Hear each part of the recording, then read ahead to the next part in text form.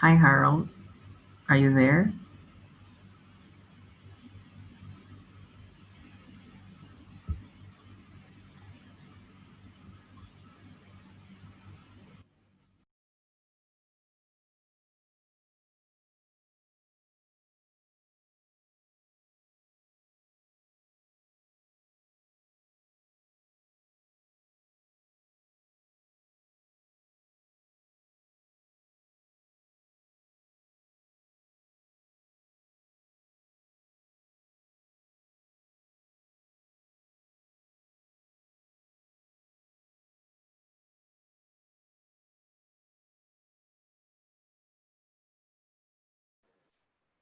Hi, Harald. Can you hear me? Yes, I can. Hi, how are you? Great. How are you? I'm fine. I'm good, thank you. All right, excited. By the way, I think I want to ask with regards to the Q&A session, do you want the audience to ask alongside with your presentation, or do you want to reserve those questions on the Q&A part? Subject to you being in agreement, I think it's much better if they ask questions as I speak, because it's going to be a bit strange if you ask a question on a topic that was discussed at the very beginning. Yeah. What I would ask you, I mean, you know more or less the outline. So from my perspective, feel free to make it clear that they can ask questions in between in the chat function. But what you as the moderator, what I would ask you to do is to sort of filter, in the sense that if someone asks a question that we will deal with later, and it really doesn't fit, then I think it's better if you don't raise it right away. Right. I will reserve those questions for the Q&A session. All right. Well, yeah. I mean, either if it doesn't fit at all for the Q&A, or if it's a topic that I will be discussing in a later part of the lecture, then just then. All right. Understood. Thank you.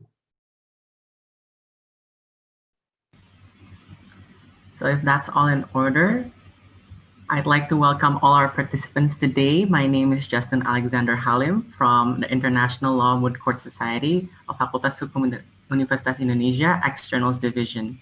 And today I have the privilege of serving as the Master of Ceremony in the second installment of the ILMS FHUI webinar series with the theme of Building a Career in Alternative Dispute Resolution, Role of Counsel, Arbitrator, and Academic.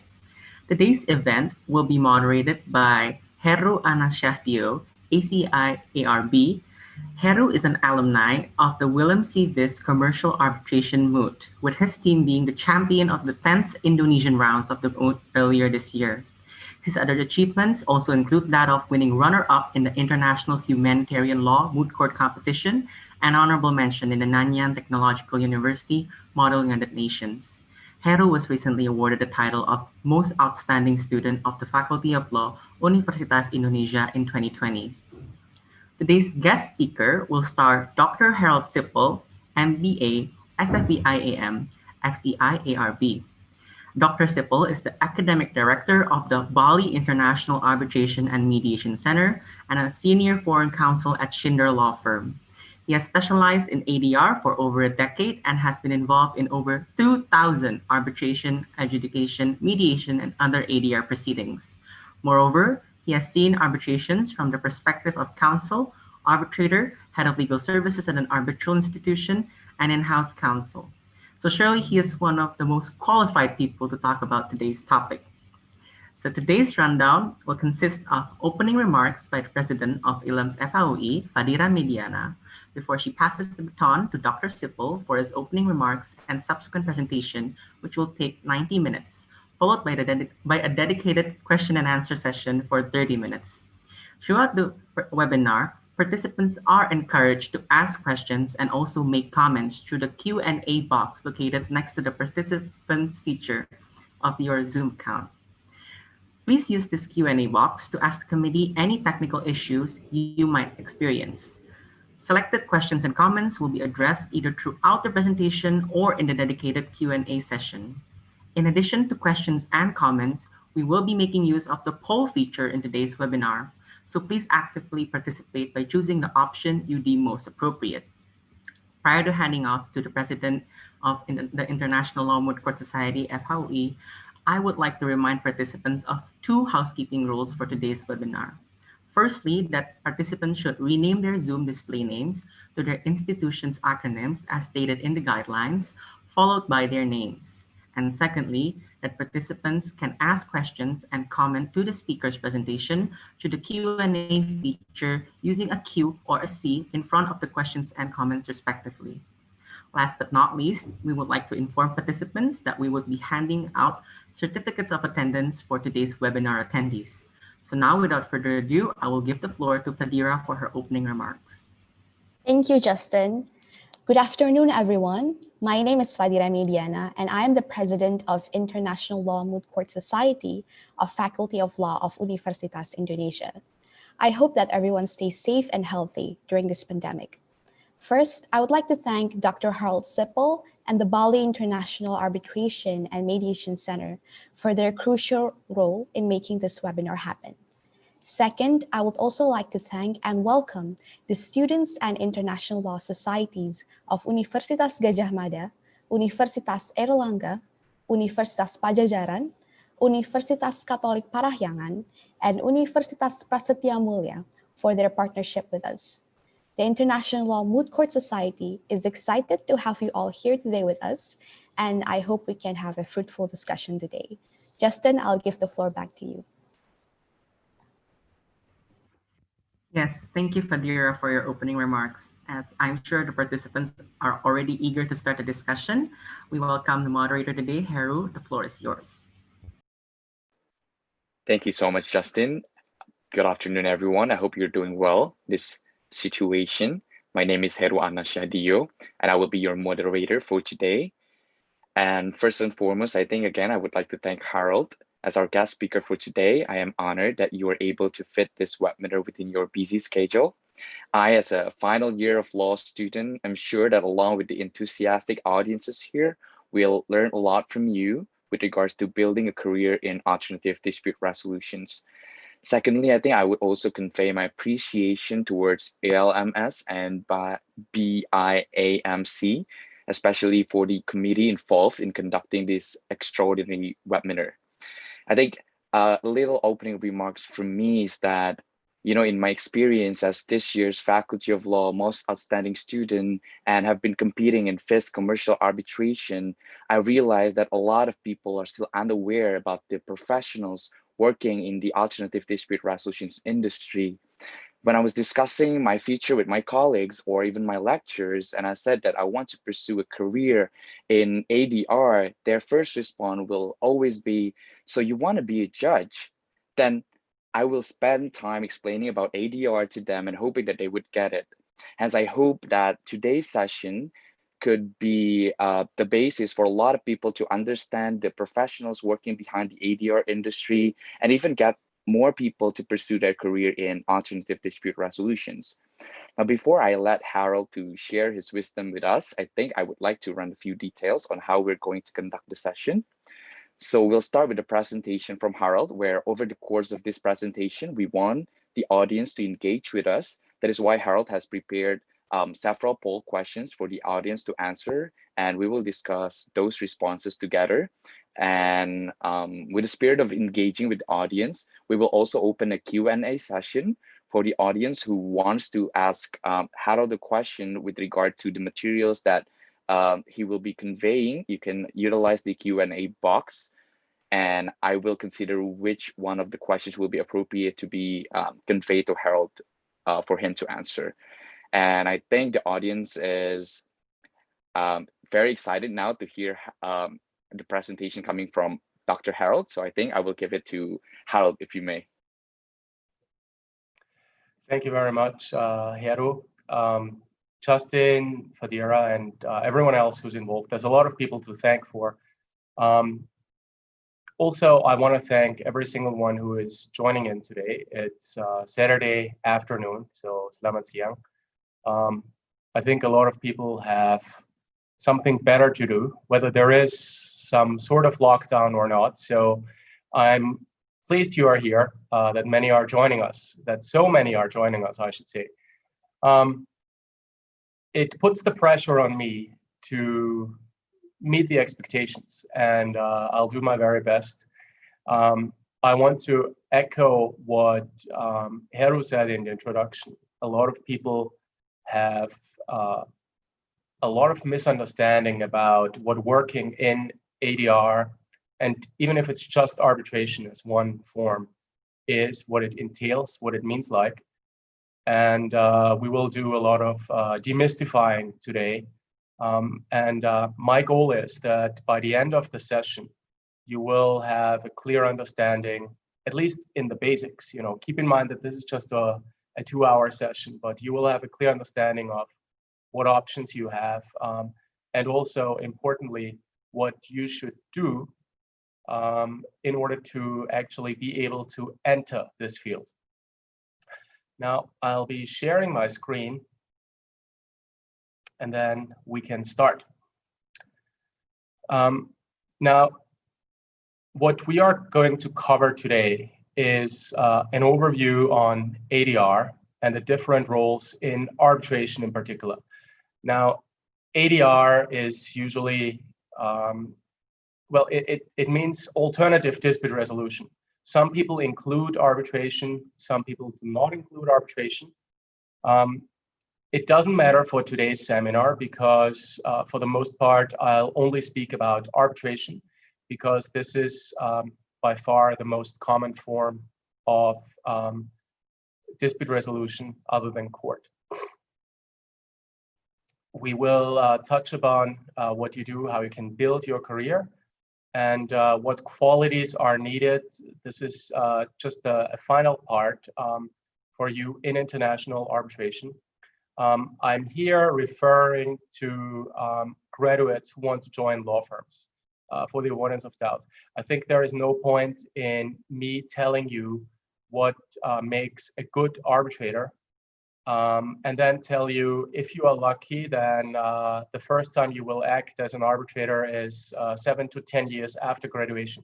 I want what I'm teaching you to be applicable right away, and I want you to be able to take what I speak about today and put it into action immediately. As Heru said, and I want to remind you one more time, if you have any question, please do ask it in the chat function. Heru serves as a filter, so feel free to ask any question at any time, but Heru will decide whether he will pass the question to me right away because it fits the topic. If he doesn't do so right away, it doesn't mean that we will ignore your question. Please don't misunderstand this. Heru knows more or less the course of my presentation, and he is much better suited to decide when to ask the question.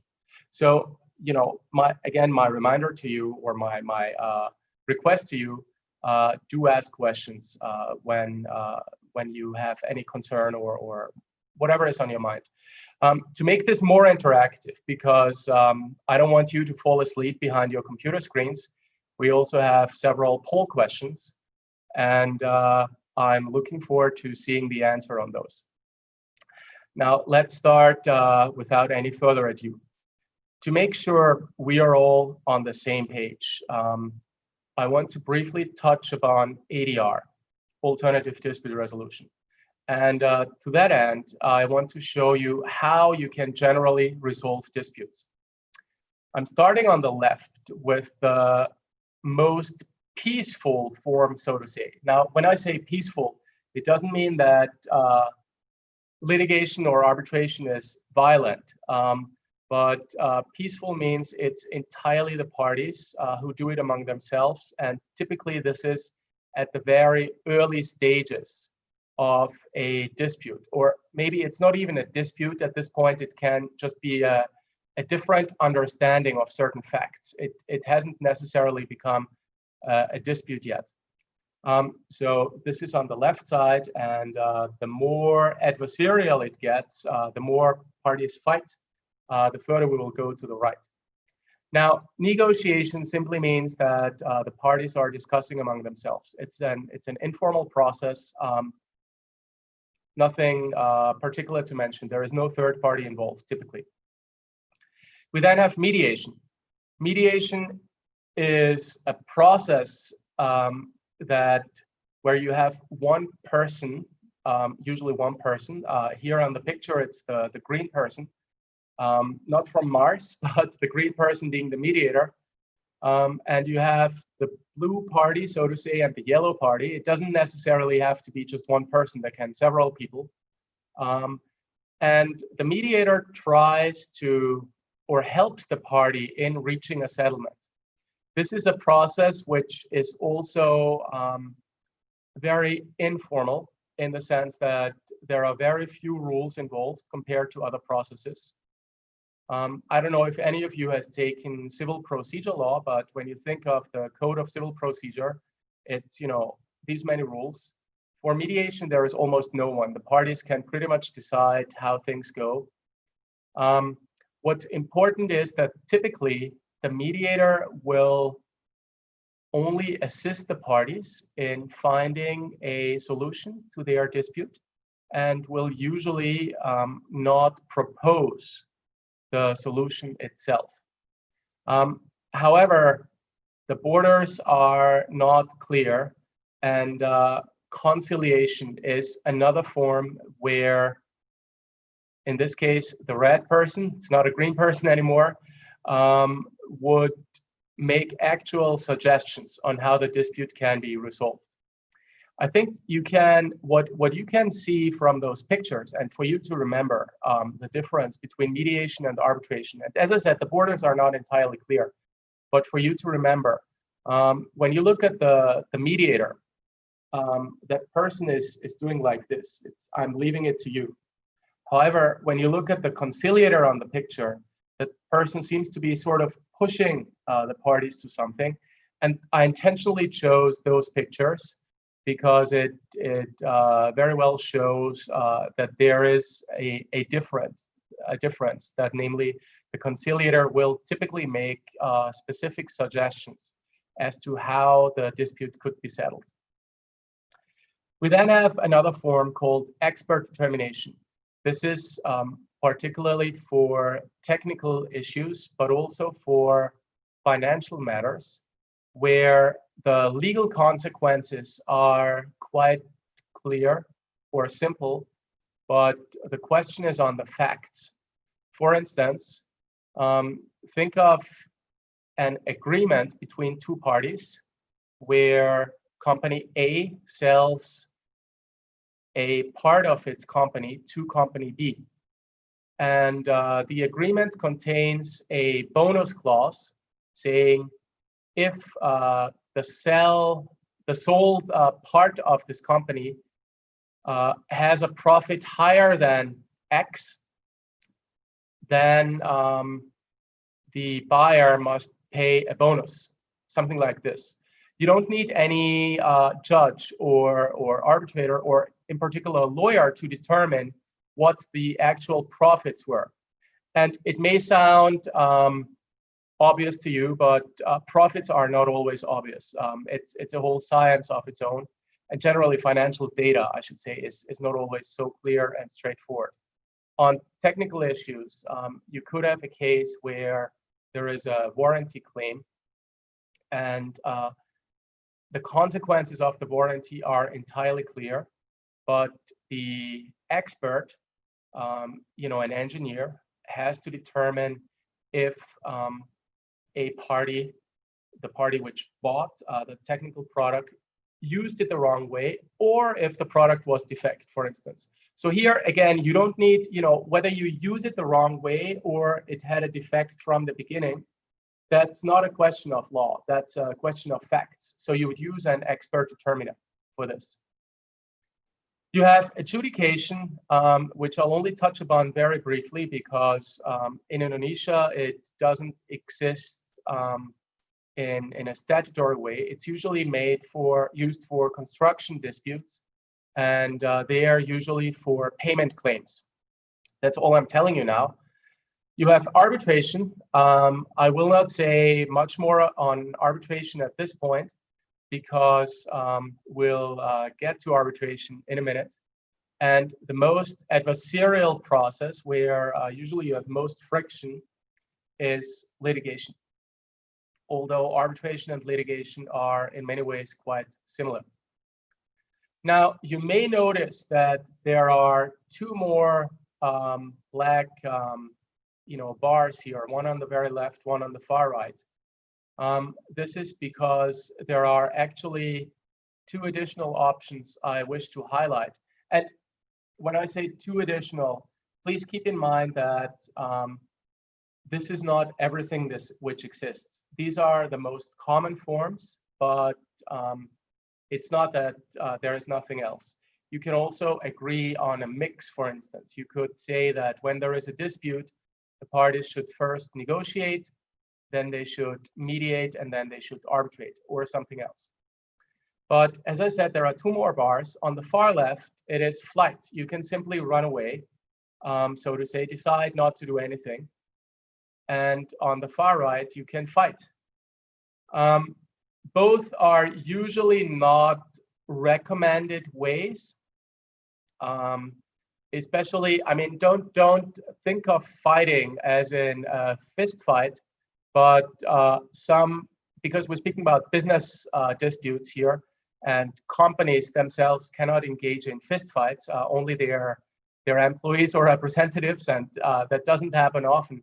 But when I speak of fight, sometimes there are means to force a company to pay something which are illegal. Think of mafia methods, of loan sharks, etc. This doesn't happen often, so I'll not go into detail. For the flight, it's always up to you to start the dispute or not. By starting the dispute, I mean to actually start the formal process. When you lend someone money and that person does not repay, you can decide to go to court, or you can decide not to do anything. That's entirely up to you. So when you don't do anything, that's flight, so to say. Sometimes not doing anything is the best decision, because you know, for instance, that the company which owes you money is on the verge of bankruptcy.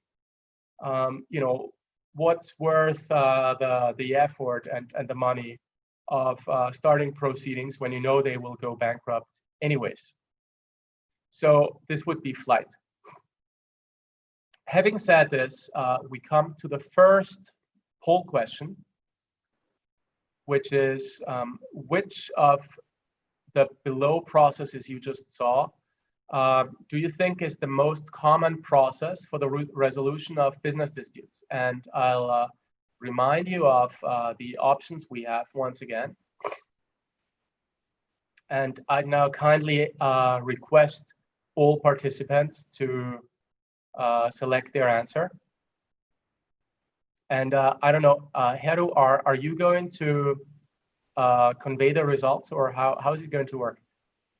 Yes, Harald, so the committee will launch the poll to the audience. However, I will be the one that shared the results to you after they have answered the poll. Okay, so we probably wait for 1 minute or so. Maybe I use this time to again highlight one other way for a flight. You know, by flight, and I'm going back on my slides. Flight, as I said, is not running away, as in, you know, you leave the country and you go undercover and you probably do plastic surgery so that no one can find you. It usually means you don't do anything, even though someone should pay you money, or you are entitled to something, but you decide not to use that right. Think of a situation also where you want to maintain the relationship with that company. Think of a situation where you absolutely rely on I don't know, a supplier of your products because there is no one else. This could be, for instance, because it's rare earth. You may have heard of this term. There are some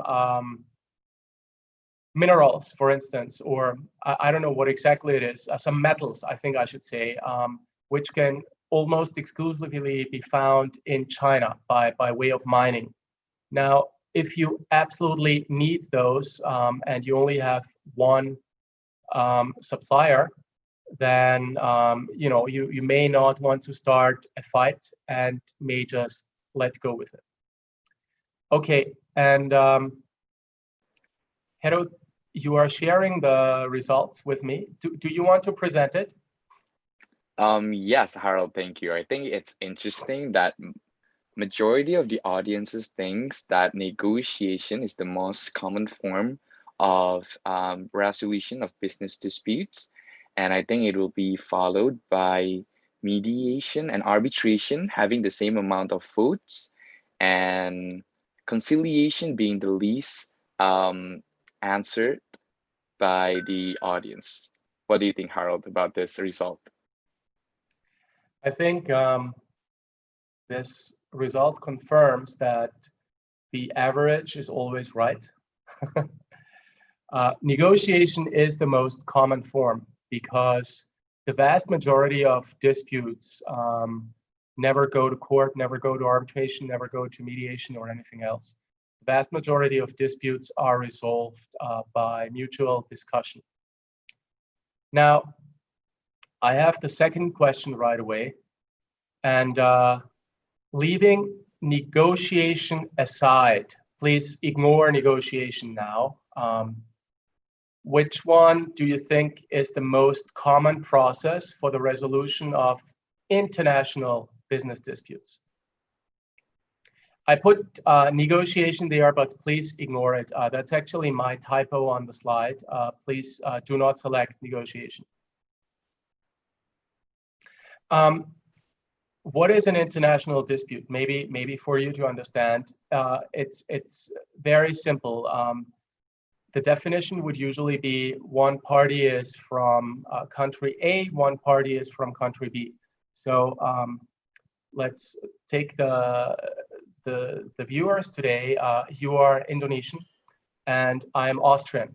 Let's say you have a company and let's say I have a company, and both companies have a dispute.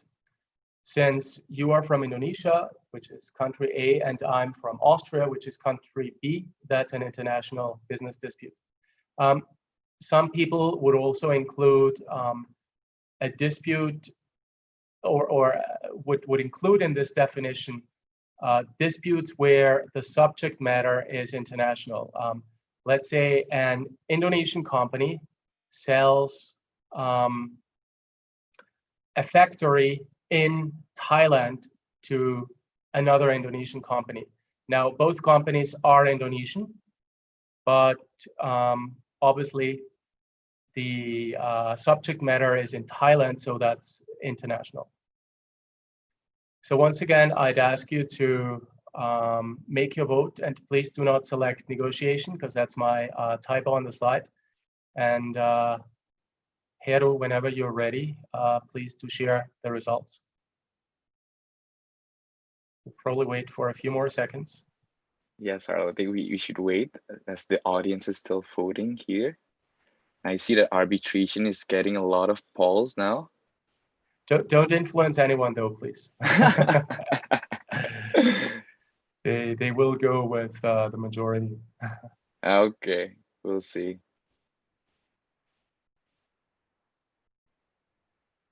All right, I think. By the way, if anyone is worrying, we are not going to report how you vote back to your professors, so no one is getting into trouble.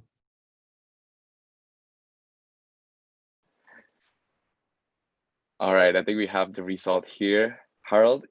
And again, I think 63% of the audiences thinks that arbitration is the most common form for international business dispute, and it is followed by mediation, and I think litigation is one of the most bold answer. What do you think on that? Right. Thank you, Heru. The average, or this one, it was the majority, is again right. Very good. According to surveys, companies most commonly use arbitration. The second form is actually not mediation or litigation or anything else that's directly on the slide. It's a combination of any less adversarial process and arbitration. So most typically mediation and arbitration combined. So great. Thank you very much, everyone, for for sharing your thoughts. It's great to see that so many people voted, and I'm also particularly happy that a lot of people got it right. Those who didn't get it right, please do not see this as something negative. This is just a survey, what you think, and now you know that it's arbitration, and if there is ever anyone else asking you that question, or maybe your professor, then you will get it right. Now that you understand sort of what types exist, let's look into arbitration as such. And I'm giving you a very basic overview because I want to make sure that we are all on the same page. I understand from the team setting up this talk, this webinar, that there are also quite a number of freshmen with us. So it will be at a very basic level, but I'm still covering all important points. So don't worry about this. What you've probably all heard about is the arbitral tribunal.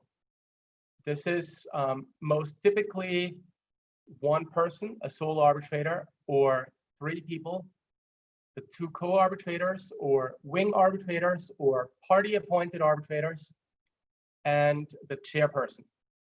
Now, the chairperson may also have different names. It simply depends on the law or on the rules. The chairperson may be called presiding arbitrator. The chairperson may be called president. At the end of the day, how you call it really does not matter. It only matters that there is someone who is a chairperson. You then have the parties, the claimant and respondent. That's how we call them. I put them in different colors here. The claimant is red and the respondent is green. This is just how I do it. There is, that's entirely my choice because I want you to be able to differentiate. The way I put this on the screen is also how in a hearing, the parties would usually be seated. You have one party on one side and one party on the other side. Now, there are different ways to do this. Some people believe the claimant should be to the left. Some people believe the claimant should be to the right. It really doesn't matter. What matters is what you say during the hearing and not how you sit during the hearing. So just because you sit on the left side instead of the right side doesn't mean anything. I've been involved in arbitrations where I was sitting as claimant on the left side as well as on the right side, and the same for respondent. It really doesn't matter. You sometimes have a tribunal secretary. Now, this person is in blue as the arbitral tribunal because this person supports the arbitral tribunal by usually fulfilling administrative tasks. I will explain a bit later who that usually is and what those tasks are. You then typically have witnesses. They can be witnesses of fact or expert witnesses. Expert witnesses, I'll also discuss in a minute who this is. Witnesses of facts, you know from civil procedure, are those who describe certain facts, their own observations, etc. In an international arbitration, you often have an interpreter who would be sitting right next to the witness. Now, it's probably not entirely clear on your screen, but the color I chose for the witness is a mixture of green and red. This is because you can have witnesses who are presented by the claimant and witnesses who are presented by the respondent. Both are possible. And for the avoidance of doubt, the interpreter may be sitting, as I did it on the screen, closer to the claimant or closer to the respondent. That's really, again, it doesn't matter. The same goes for the tribunal secretary. You could put the tribunal secretary to the right. Also, none of this matters. I just had to put it somewhere on the screen, and that's why it is where it is. You then often have a court reporter, as we call it. Now, don't get confused by the name court. This says it's still an arbitration. A court reporter is simply a person who transcribes what is being said. There are at large two types of court reporting. One is live transcripts or simultaneous transcripts, and the other one is transcripts after the hearing. So in a live transcript arbitration, the court reporter will type everything as everyone speaks. They don't have regular computers, they have a special device, and it's actually a very difficult job. And then each party has one or more screens on the desks before them where they can see everything as it's spoken. This is extremely useful because it allows you to go back a few lines if you want to double check. I can also tell you from my own experience that it's extremely useful when you're dealing with someone whose command of English is not the best. I was once involved in an arbitration where the other side was from Italy, and they spoke like this. It was very difficult to follow. I had a very hard time. So it was very useful for me to have the screen, and even more so for my colleague sitting next to me who did not know any Italian. So these are the two types. There are additional, or wait, let me tell you how it works. So usually you would start an arbitration because the claimant, and I'm now getting to additional actors in arbitration. The claimant files the request for arbitration with an arbitral institution. So this is typically how an arbitration is started. In some countries, the claimant can file the request for arbitration directly with the respondent, but the more common way is that you file it with the arbitral institution. So when we go here, we had those different actors you see on the screen. You now have one more, the arbitral institution. The arbitral institution would then forward the request for arbitration to the respondent. And ultimately, the respondent and the claimant together appoint the arbitral tribunal. This is in a really compromised way, the course of an arbitration and how it starts. And this is how it would go. So the moment the institution hands over to the arbitral tribunal is in charge of the arbitration. Now, who are the people acting? For the claimant, we usually have lawyers. Usually the claimant will be represented, and usually by a law firm. So there is nothing special about it. It's simply lawyers who are acting. In an arbitral institution, you have so-called case counsel. These are also almost always persons with a legal education. They may be admitted to the bar or may not. It really depends on the jurisdiction we are in. Keep in mind that in some jurisdictions, it is quite difficult to become admitted to the bar. For instance, in Austria, you can only get admitted after you pass the bar and can show work experience of 5 years. Before that, you are not admitted, although you do regularly go to court, but you always act on behalf of your master, so to say, of the lawyer training you. You cannot call yourself lawyer. You can call yourself, I don't know, associate lawyer or something like this. So in a jurisdiction like Austria, where it's quite difficult to become a lawyer, those who are working with an arbitral institution are often not allowed to practice, but it doesn't mean that they are, less qualified in any way. The respondent, it's the same for the claimant. We also have lawyers acting there. There is nothing special about it because the representative will be a law firm. Maybe one note on this, and that's a huge differentiation to court. It is not necessary in arbitration that you are represented by anyone. You can do it on your own.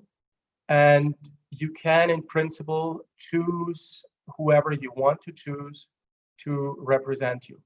Above all, you don't need someone who is admitted to practice in your country. So when you have a let's stick to the example I gave, the dispute between two Indonesian companies over the factory in Thailand. It would be absolutely okay to appoint someone from Indonesia. It would be absolutely okay to appoint someone from Thailand or from a third country. It's entirely up to the parties. For the tribunal, you usually have lawyers acting. So those are lawyers in law firm. They act as lawyers, sometimes as counsel, so to say, as party representatives. Sometimes they act as arbitrators. You have what I here call professional arbitrators. And by that, I do not mean that those who are not professional arbitrators are unprofessional arbitrators. This is to say that those are people who earn their money entirely by acting as an arbitrator. So you don't act as a party representative, you only act as an arbitrator. And there are others, because sometimes it is much, much less common, but sometimes you have academics, law professors who act as arbitrators. You have people from the financial industry, or you have people with a technical background. Again, it's much less common, but it does happen. With that, let me briefly highlight the other actors I've already introduced. We mentioned the tribunal secretary. This is usually a lawyer in the chairperson's firm. It's not necessary. The tribunal can, in principle, appoint anyone they want to. But when you are asking people who act or acted as tribunal secretaries, the vast majority will tell you that they are working for the same law firm as the chairperson. I have myself, for about 1.5 years, worked in a law firm where the where my boss, I should say, was almost exclusively a professional arbitrator. Like 98% of the work was work where he sat as an arbitrator, and I very often acted as tribunal secretary. Now, to maybe give you some background, because I think it's clear what a lawyer does. They represent the parties. The tribunal will hear the case and then decide. They render an award. But what does the tribunal secretary do? The tribunal secretary should never be a fourth arbitrator. It's someone who assists the tribunal and supports it, but the tribunal secretary should never share his or her views on the case. because this is entirely for the tribunal. Now, what does that person do? I can tell you what I did. What I did was I would typically make summaries of arguments made by each side. So I would prepare tables of the summaries. I would also make summaries of legal positions, etc. I would be in charge of liaising with the parties when it came to purely administrative matters. For instance, what is a suitable location for the hearing? You know, where should the hearing take place? Should it be in a hotel? Should it be in a professional hearing center, etc.? Those issues. I would often liaise with the arbitral institution. For instance, when there was a new claim, I would make sure that the institution was aware that the amount in dispute has changed. That's always important for arbitrators because that usually means more money. So if you want to make your boss happy, you can tell your boss, oh, by the way, I've already made it clear that they updated the amount in dispute and they confirmed. So your boss is happy because he or she will get more money. So those are the functions.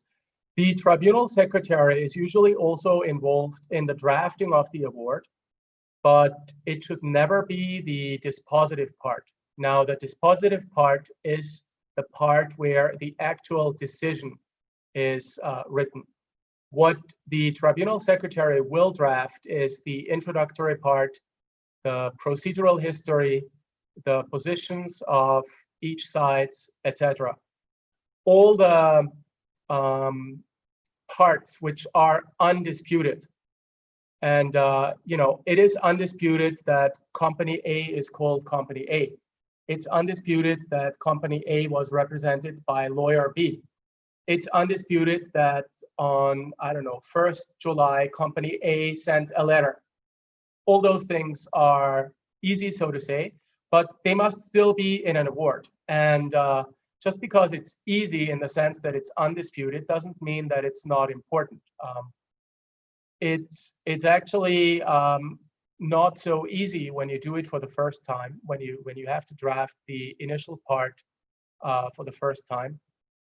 And the very good thing about working as a tribunal secretary is that in a short period of time, you see a lot of different cases, a lot of different arbitrations, because usually you can sit as an arbitrator, you can sit in many more cases than you can act in as a party representative. The requirement in terms of hours you spend is much less for an arbitrator than it is for a party representative. So this is why as a tribunal secretary, you see a lot more. And what I truly enjoyed when I acted is I really learned a lot about the procedure. Because to learn about procedure and well, I should say procedural problems, you have to be involved in many arbitrations. Usually, you don't get so many procedural problems in one and the same arbitration, but the more you see, the more problems you see. So this is why I like that. We have another poll, but I saw that there were some questions. I just want to confirm, Heru, do you want to ask me anything right away, or shall I move on? Harald, I think there is some questions that you could ask within this part of your presentation. I believe that you have mentioned that in arbitration, the lawyer should not be coming from a certain area, and you can even be represented without a lawyer when you were arguing your case in front of an arbitration. So we have a question from Amrul, which he asked, do lawyers in arbitration should be registered to a certain bar association? I'm sorry, Harald, I think you're still on mute.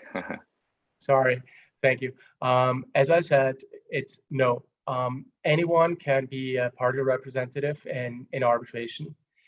There are some strange jurisdictions, I should say, strange, not strange, but highly unusual, where this rule does not apply. For instance, in the Philippines, you have to be, as a party representative, you have to be admitted to the bar in the Philippines.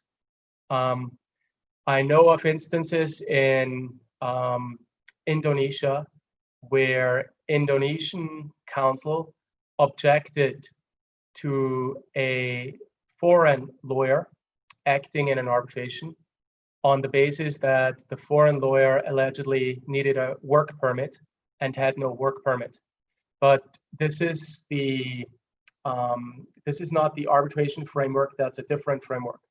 So it's if I were a lawyer in that situation, I think I would have said, well, okay, screw you. I'm still going to do this because this is my client and I will fight for my client. And you can report me to the authorities because, by the way, by the time they start taking action, I have left the country. So again, usually you do not need to be admitted to any bar. It's entirely up to the parties who they want to appoint. In fact, I was involved in 2 arbitrations as an arbitrator, where in each case, one party was not represented. They simply did it on their own. It wasn't good. This is because when you don't know the law, it's very hard to make proper legal arguments. And in both instances, these parties lost, ultimately. They didn't lose because I disliked the fact that they were not represented, of course. They just lost on the law. And I think in one case, had this party been represented, I think they could have won the case. But as an arbitrator, you cannot decide on what you deem just and fair. You decide on the evidence you have before you. And if the evidence shows that party A shall prevail, then you must decide for party A, even if you think that, in fact, party B could, with the right lawyer, show better, show much better its position. Mm-hmm. And I think in that spirit, Harald, we do have another question with relation to representative in arbitration. So we have Muhammad Faki here, where he asked whether, in your opinion, is it best to have a lawyer to represent you in an arbitration proceedings, or it's actually fine if you represent yourself there? And I think you have mentioned a little quiet, and I think you can elaborate further. Unless you are an expert, I mean, you have a lot of experience in arbitration, you should not represent. By the way, that also goes to all those lawyers who do a lot of litigation. Please do not think that you can do arbitration just because you are a litigation lawyer.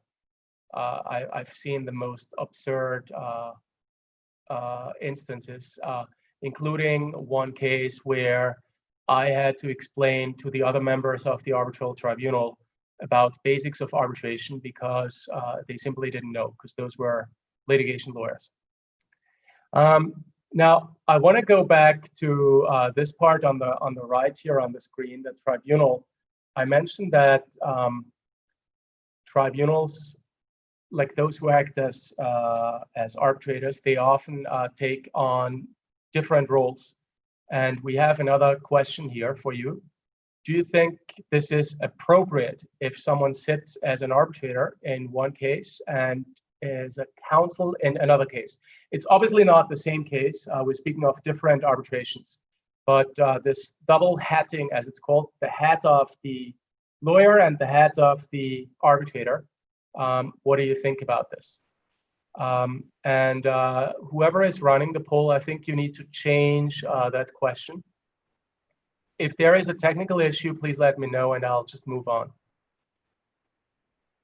Hang on, Harald. I think we're going to ask the committee to change the poll question. All right. Maybe to give you a bit the background, why do people do this double hatting in the first place? It's because it's quite difficult to make your living as an arbitrator. Now, those who do make a living, don't get me wrong, they usually earn quite a handsome amount of money, but it requires that you get appointed very frequently or that you get appointed in very big disputes. Usually the fees you earn as an arbitrator depend on the amount in dispute. Some institutions base it not on the amount in dispute, but on the actual time you spend, but the more common way to do it is the amount in dispute. Now, as a lawyer in a law firm, when you are a partner, keep in mind that you get your own hourly rate, so to say. So when you work, that's how you can generate income. And of course, you have a team below you, and the rate you charge to the client is of course much higher than what you pay to the people below you. So in a, as a lawyer, when you also do representations, it's much easier to generate income. This is why a lot of people do double hatting, but also some simply enjoy it. So I don't know where we stand. Heru, whenever you are ready to present the results. Yes, we are ready now, Harold. I think to the question of, do you think it is appropriate if someone sits as an arbitrator in one case and a counsel in another case, 82% of our audience thinks that it is appropriate, while 18% of them think that it is not appropriate. Okay, thank you. There is no right or wrong answer. It's a personal question. But what I can tell you is that there are a lot of conflicts of interest in international arbitration because this happens. As a judge, you can, in most jurisdictions, only act as a judge precisely for that reason. But again, the difference is that as a judge, you will get your salary anyways. You don't have to worry about finding a new client, etc. So we were just interested what you think. Again, there is no right or wrong. I'll move on and present you one more actor in an arbitration. It's in-house counsel. Now, who is an in-house counsel? It's a lawyer who works for the claimant or for the respondent. Again, you can see the color here is green and red combined. This is because both claimants and respondents can have in-house counsel. Not all companies have those, of course, but the larger ones all do. Some very few selected companies have highly specialized teams, dispute teams. I think the best known company is Siemens, and another company which is quite famous for its in-house team is Bombardier. Those are two very notable examples. And when you speak at international arbitration conferences, you often have people from these companies who speak as well. Now, when you act as an in-house counsel, when you work as an in-house counsel, I should say, it has several ups and downs. The biggest up, I believe, is that you see everything from a party's perspective. A lot of lawyers do not understand how the actual parties in disputes think, and they really get this wrong. So this is a huge advantage. Another huge advantage, some people say, is that you see a whole spectrum of fields you work in. You would never, or almost never, just work in the field of arbitration. You would usually do a whole series of different fields. Other people say that this is a disadvantage. Those people say you have to specialize these days.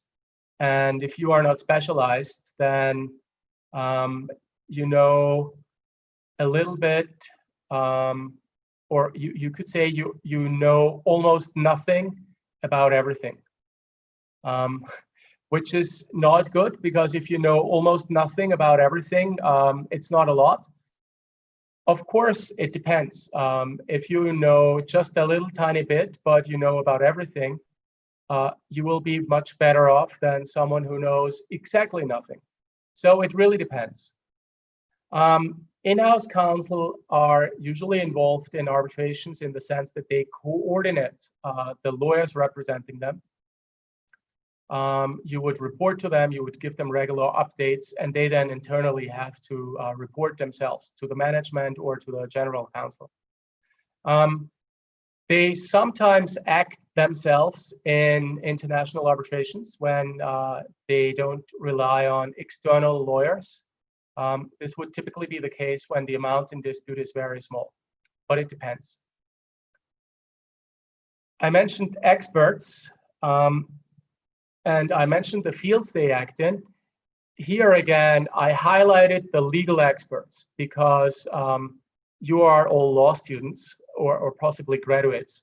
So you can become a legal expert if you wait for 30 or 40 years.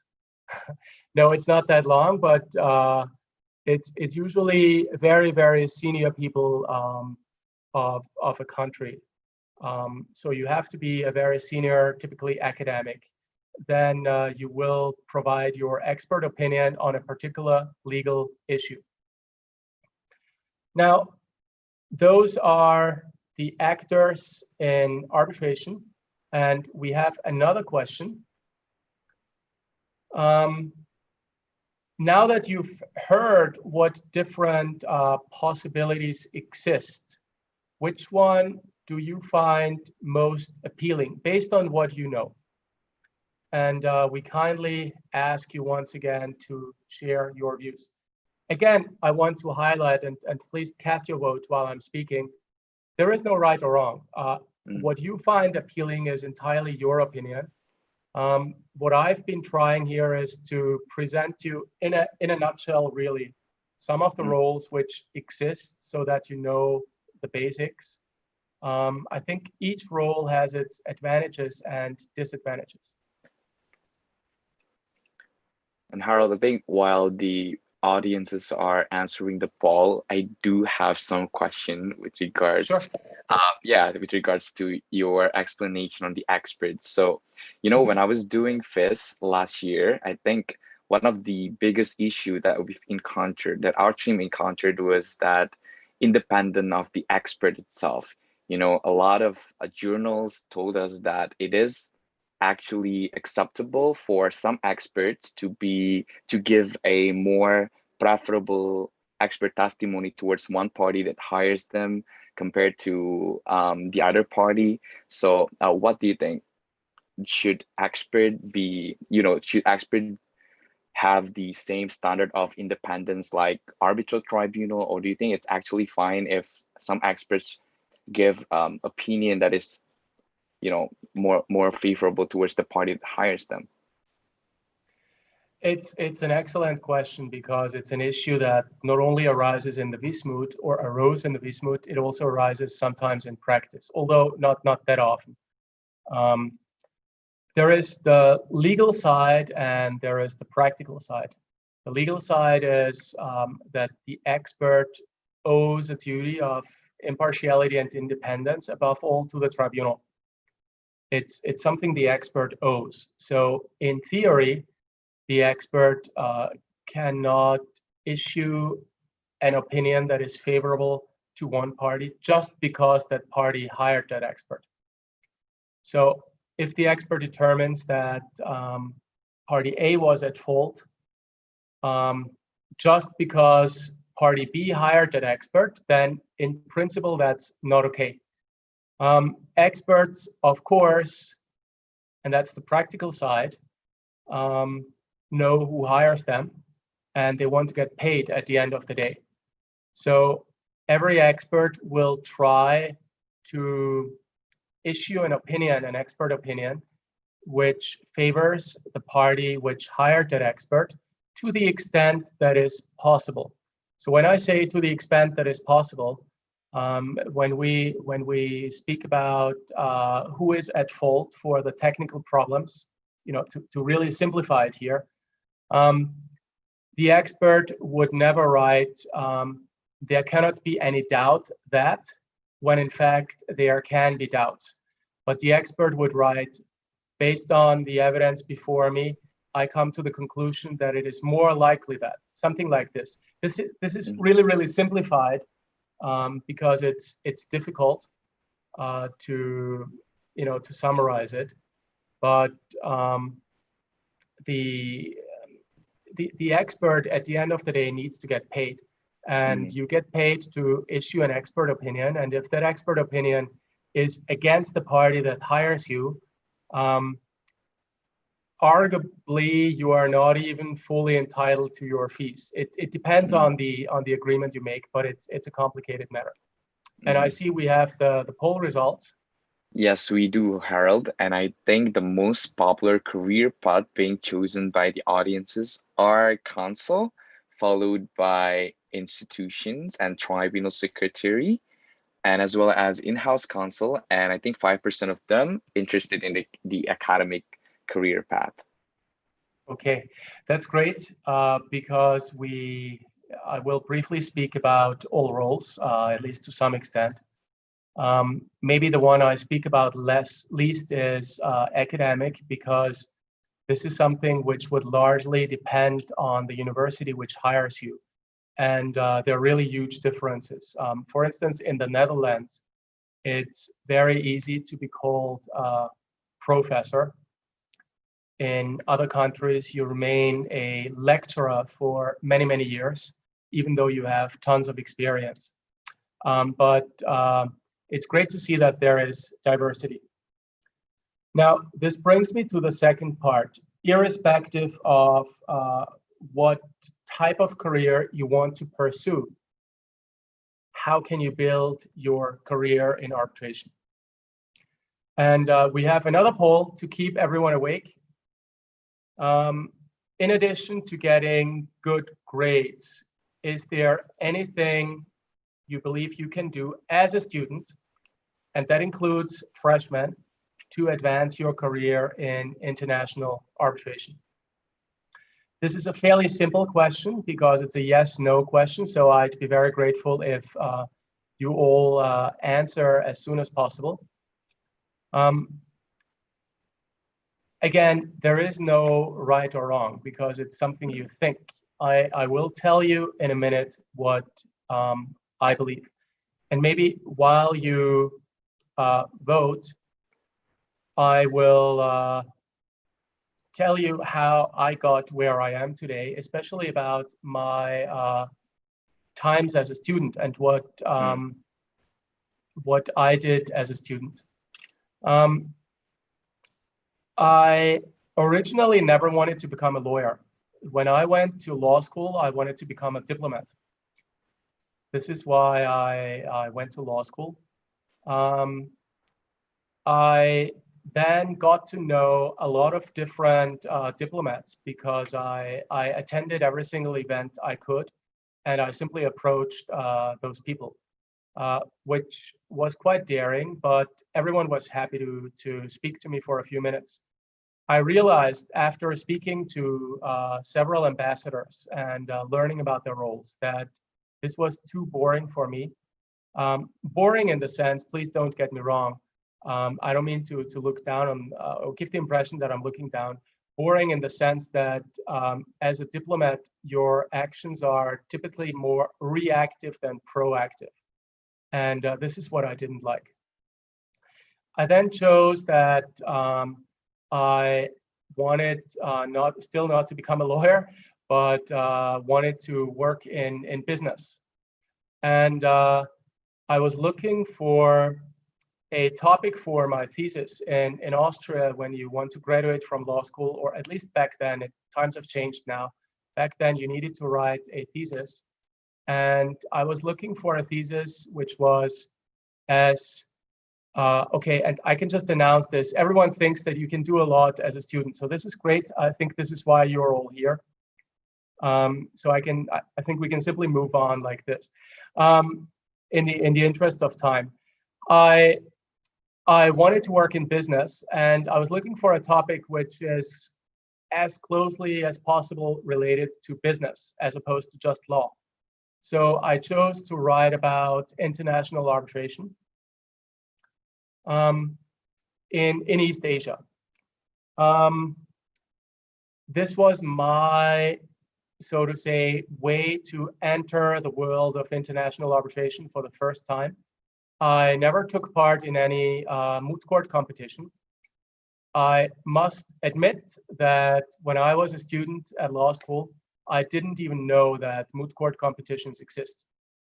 I'll openly admit that, which is quite funny because I ended up writing a book on moot court competitions. So you would assume that I had participated in a dozen competitions, but it's not the case. I then, after graduating from law school, took an MBA degree. And because I wanted to work in business, I wanted to become an investment banker while I was doing my MBA.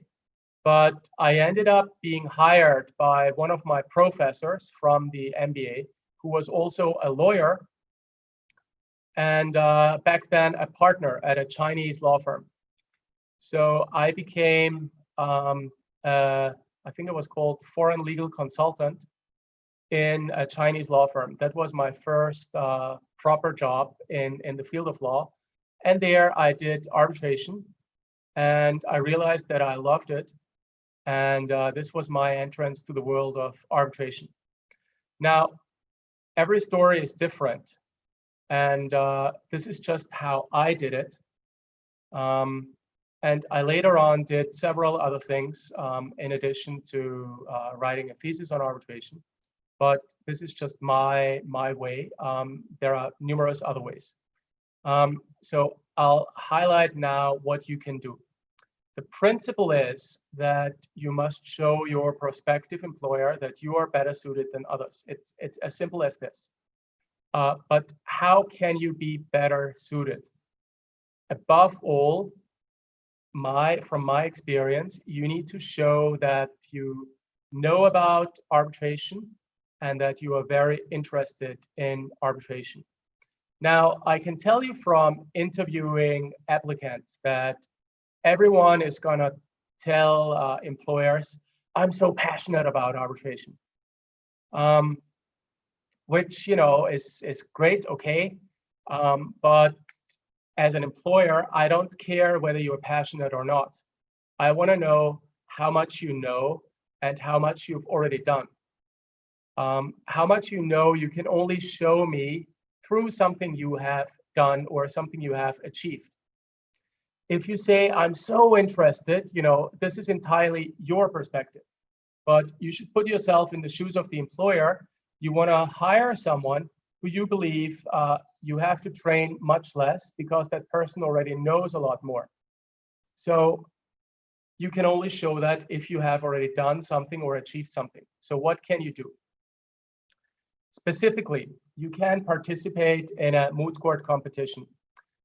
I don't mean to go beyond that. I will not explain what a moot court competition is. I think most of you know about it. If not, find out from ILMS. After all, they are the experts here. I can tell you very specifically how this matters. And I did about 5 minutes of research yesterday night when I was making my slides. This is in German. I'm sorry about that, but this is the extract of a job advertisement of the law firm CMS, which is one of the largest firms in Germany. And the part at the bottom here says that one of the assets is prior knowledge in arbitration, experience in moot court competitions.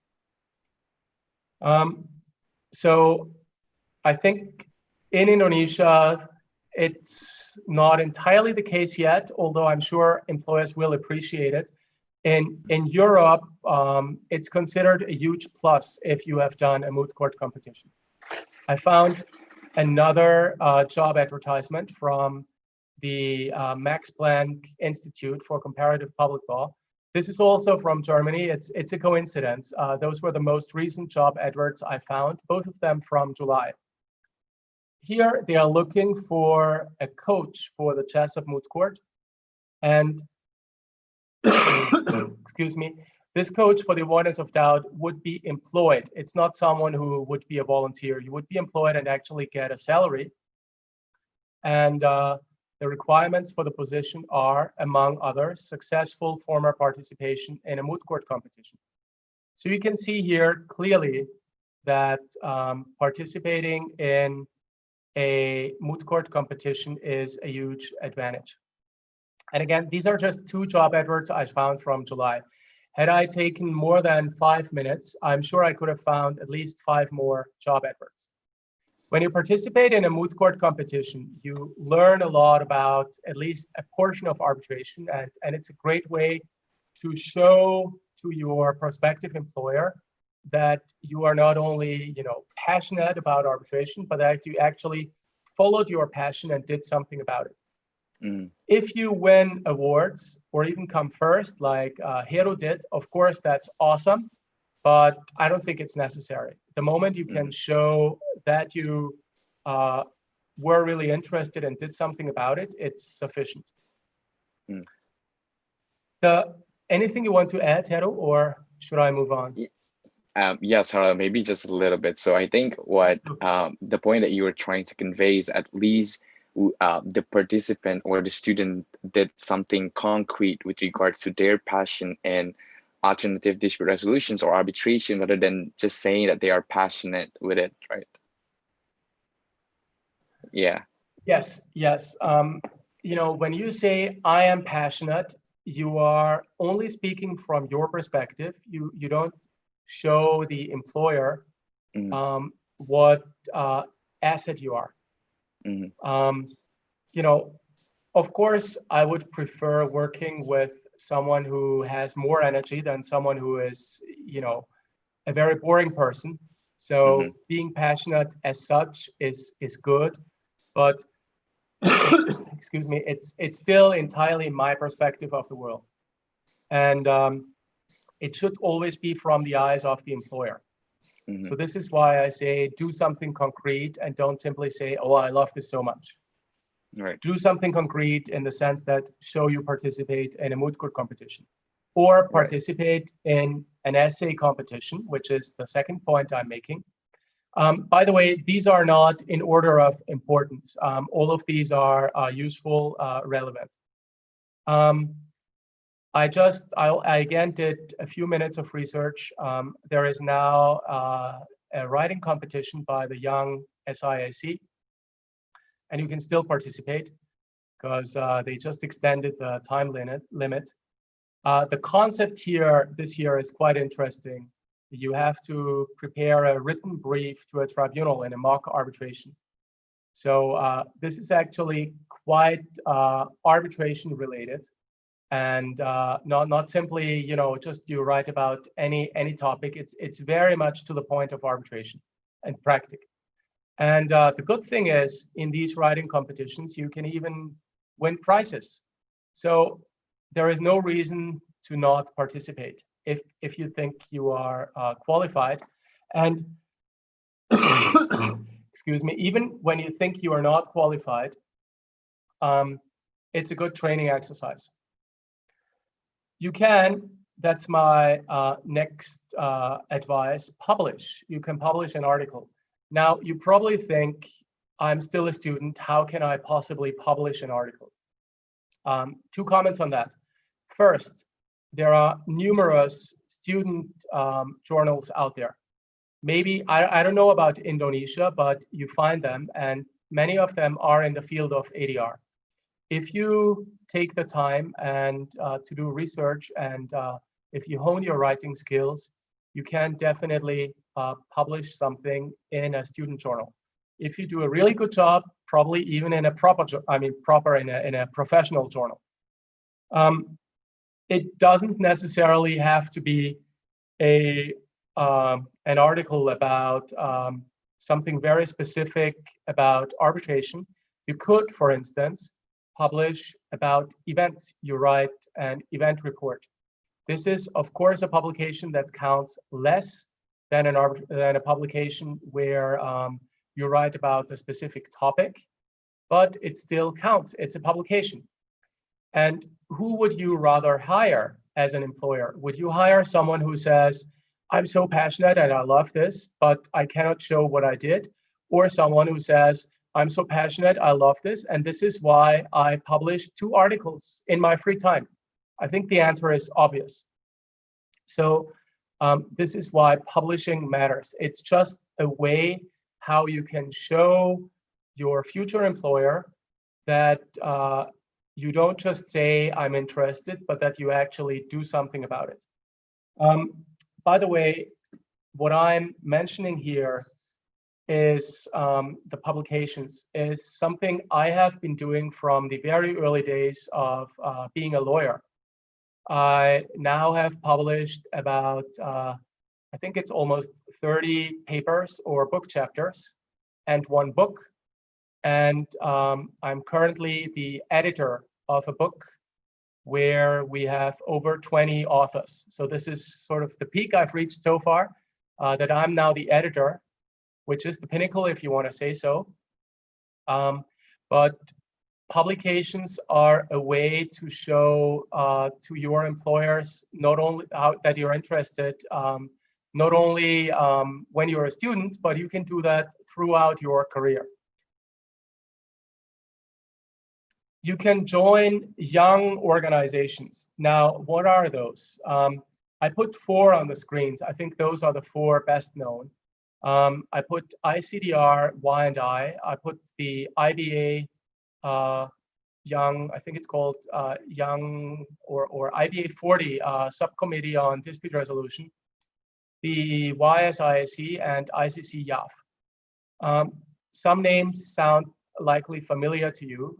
The International Center for Dispute Resolution is the most prominent arbitral institution in North America.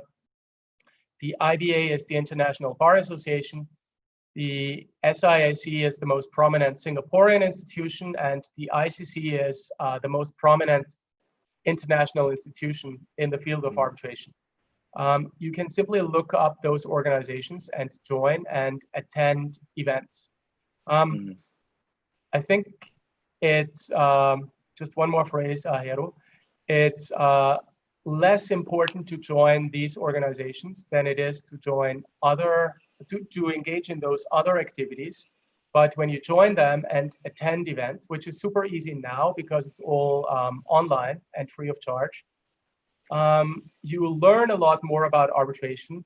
And ideally, you can even get to know other people and network. With that, Yes. Heru, I think you had a comment. Yeah, I think I would agree with you, Harald, that in this, in this situation, I think the access to get into and build network through that organization has become easier since everything is conducted online, right?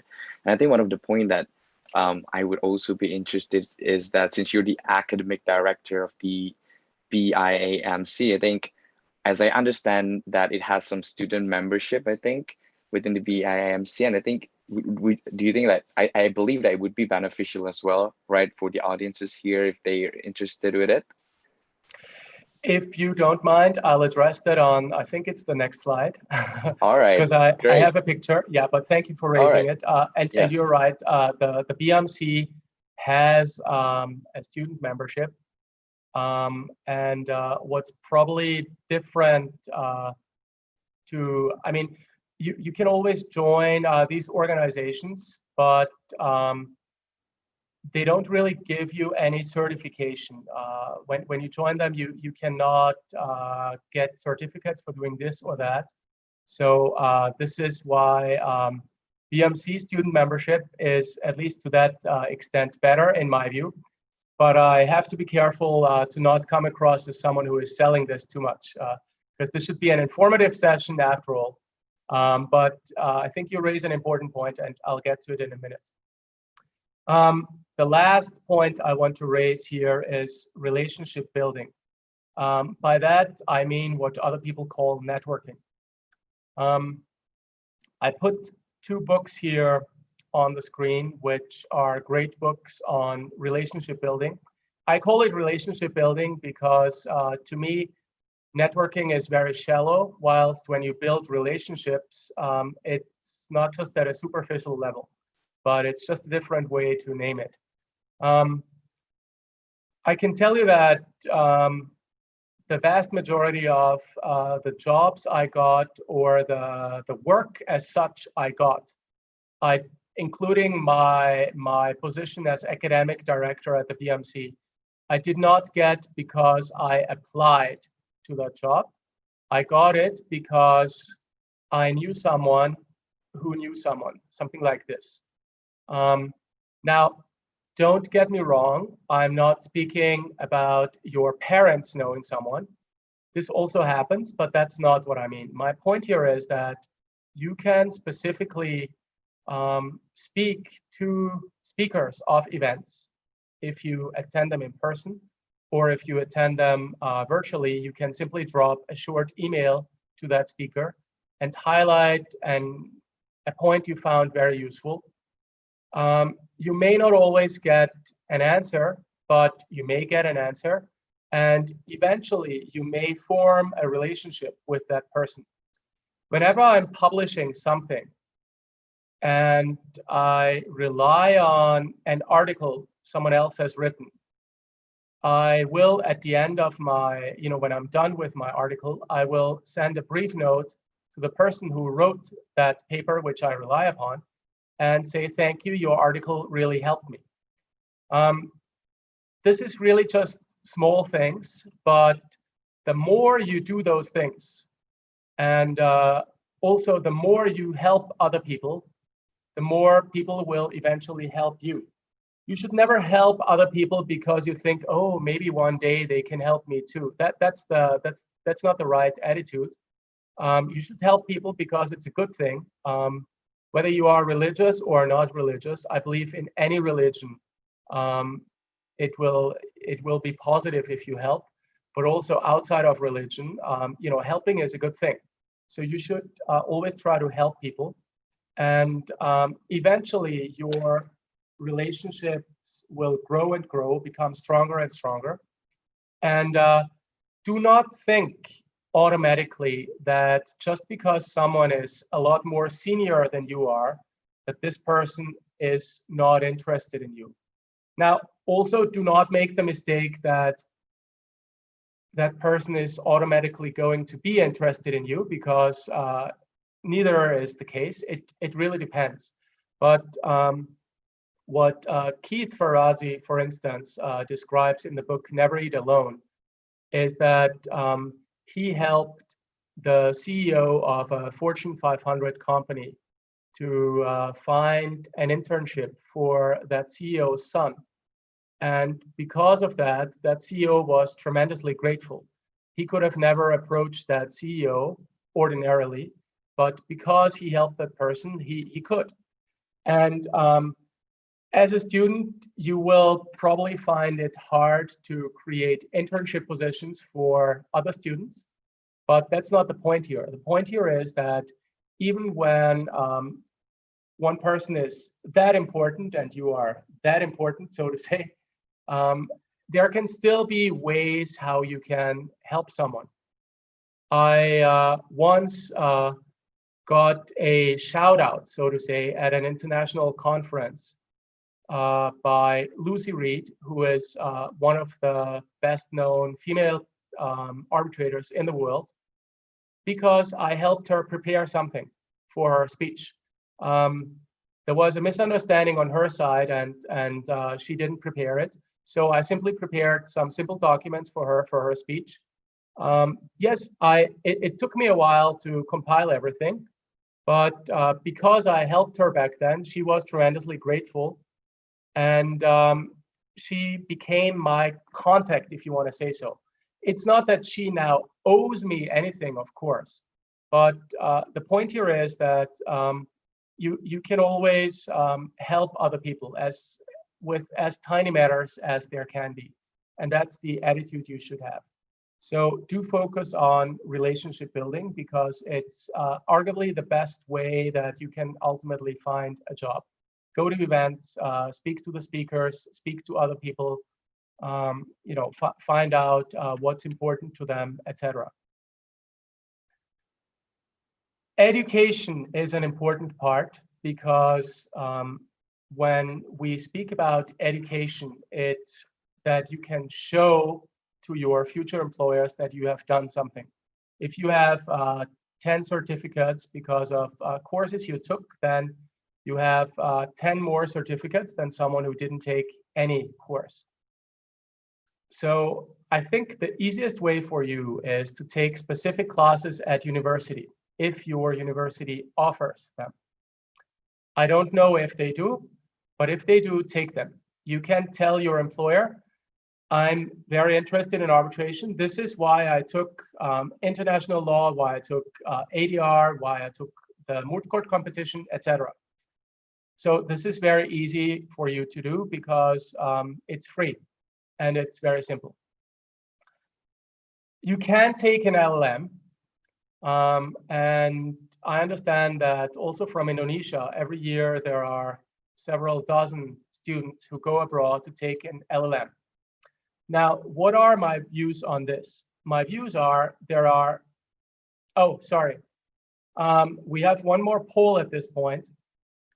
When I speak to people from India, my experience is that many think that you have to do an LLM in dispute resolution if you want to enter this field, that this is the way to do that.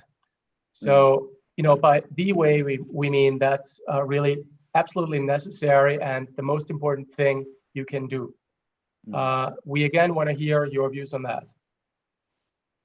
Yes, and I think it relates to some of the audience question earlier, Harald, that they were thinking whether it's better for them to take an LLM or to spend and invest their time getting more experiences at a law firm or specifically on a law firm. I think we are waiting to hear your thoughts on that as well after this poll. Yes, I don't want to speak about it right away because then I will influence the answers. Right. And we want this to be as objective as possible. I'll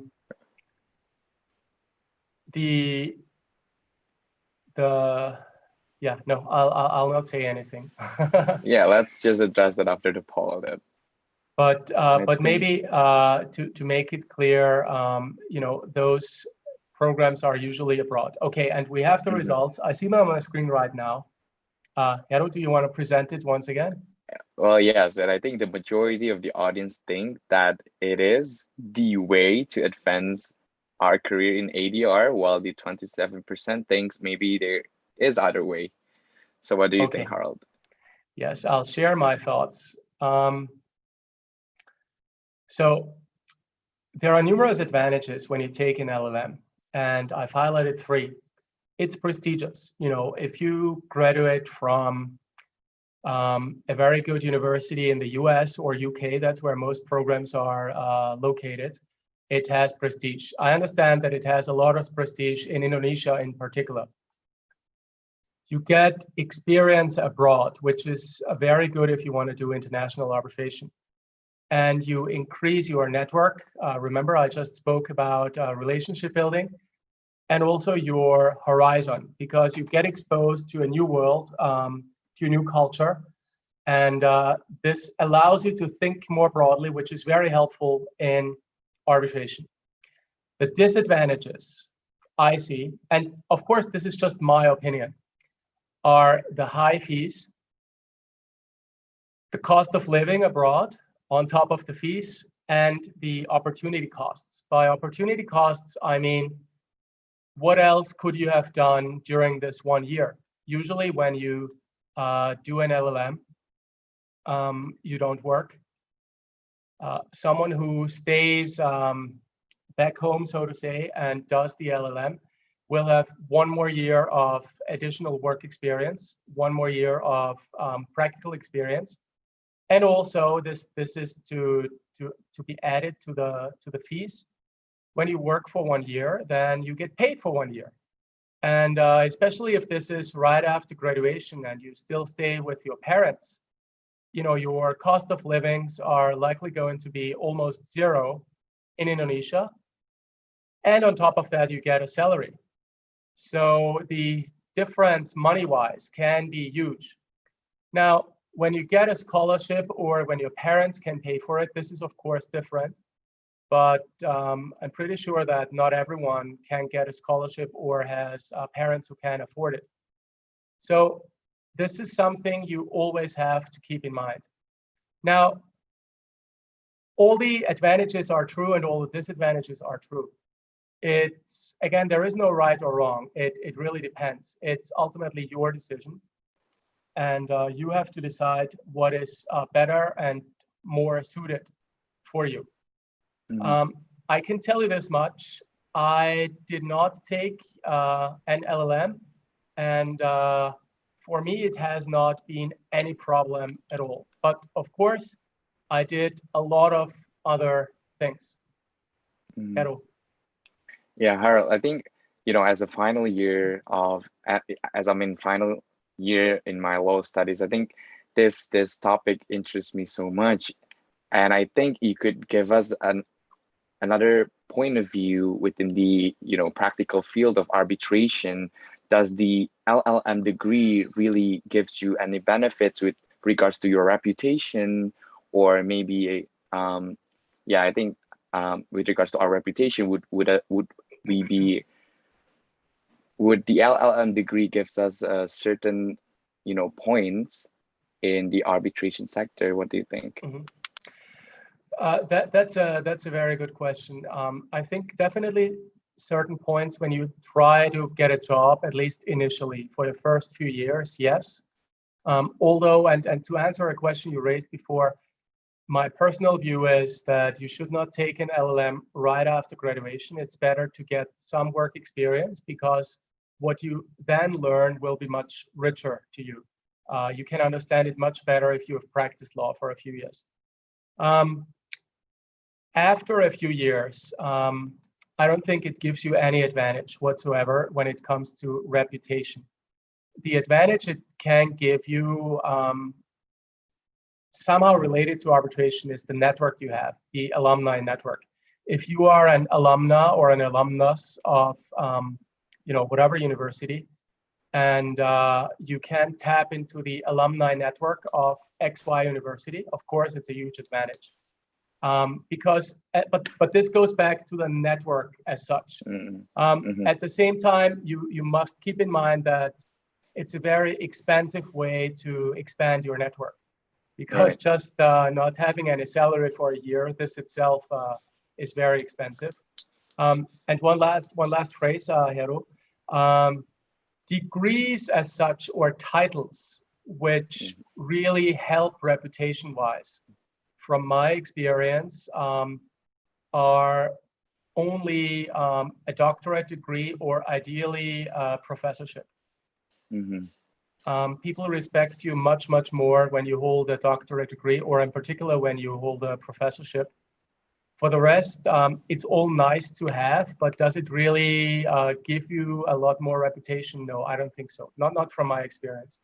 Right. I think what we can emphasize here with regards to reputation and arbitration is that how we can increase our networking rather than the LLM title itself, right, Harald? I think if you can build your networking through working in law firms rather than taking an LLM, it would be more beneficial, per se, rather than taking the LLM. But if you feel like taking an LLM will definitely increase your network and build your reputation in arbitration, I think it would be one of the viable options for them. Yes, absolutely. Again, I want to make sure this does not come across the wrong way. I'm not saying do not take an LLM. All I'm saying is consider it very carefully, because the disadvantages you see on the screen, they are quite huge. And it's the same for MBA degrees, of course. When you look at the most prestigious MBA programs in the world, they usually are not worth the money when compared to less prestigious MBA degrees, which are much cheaper, which have lower costs of living because you don't live in London or Paris, or Singapore.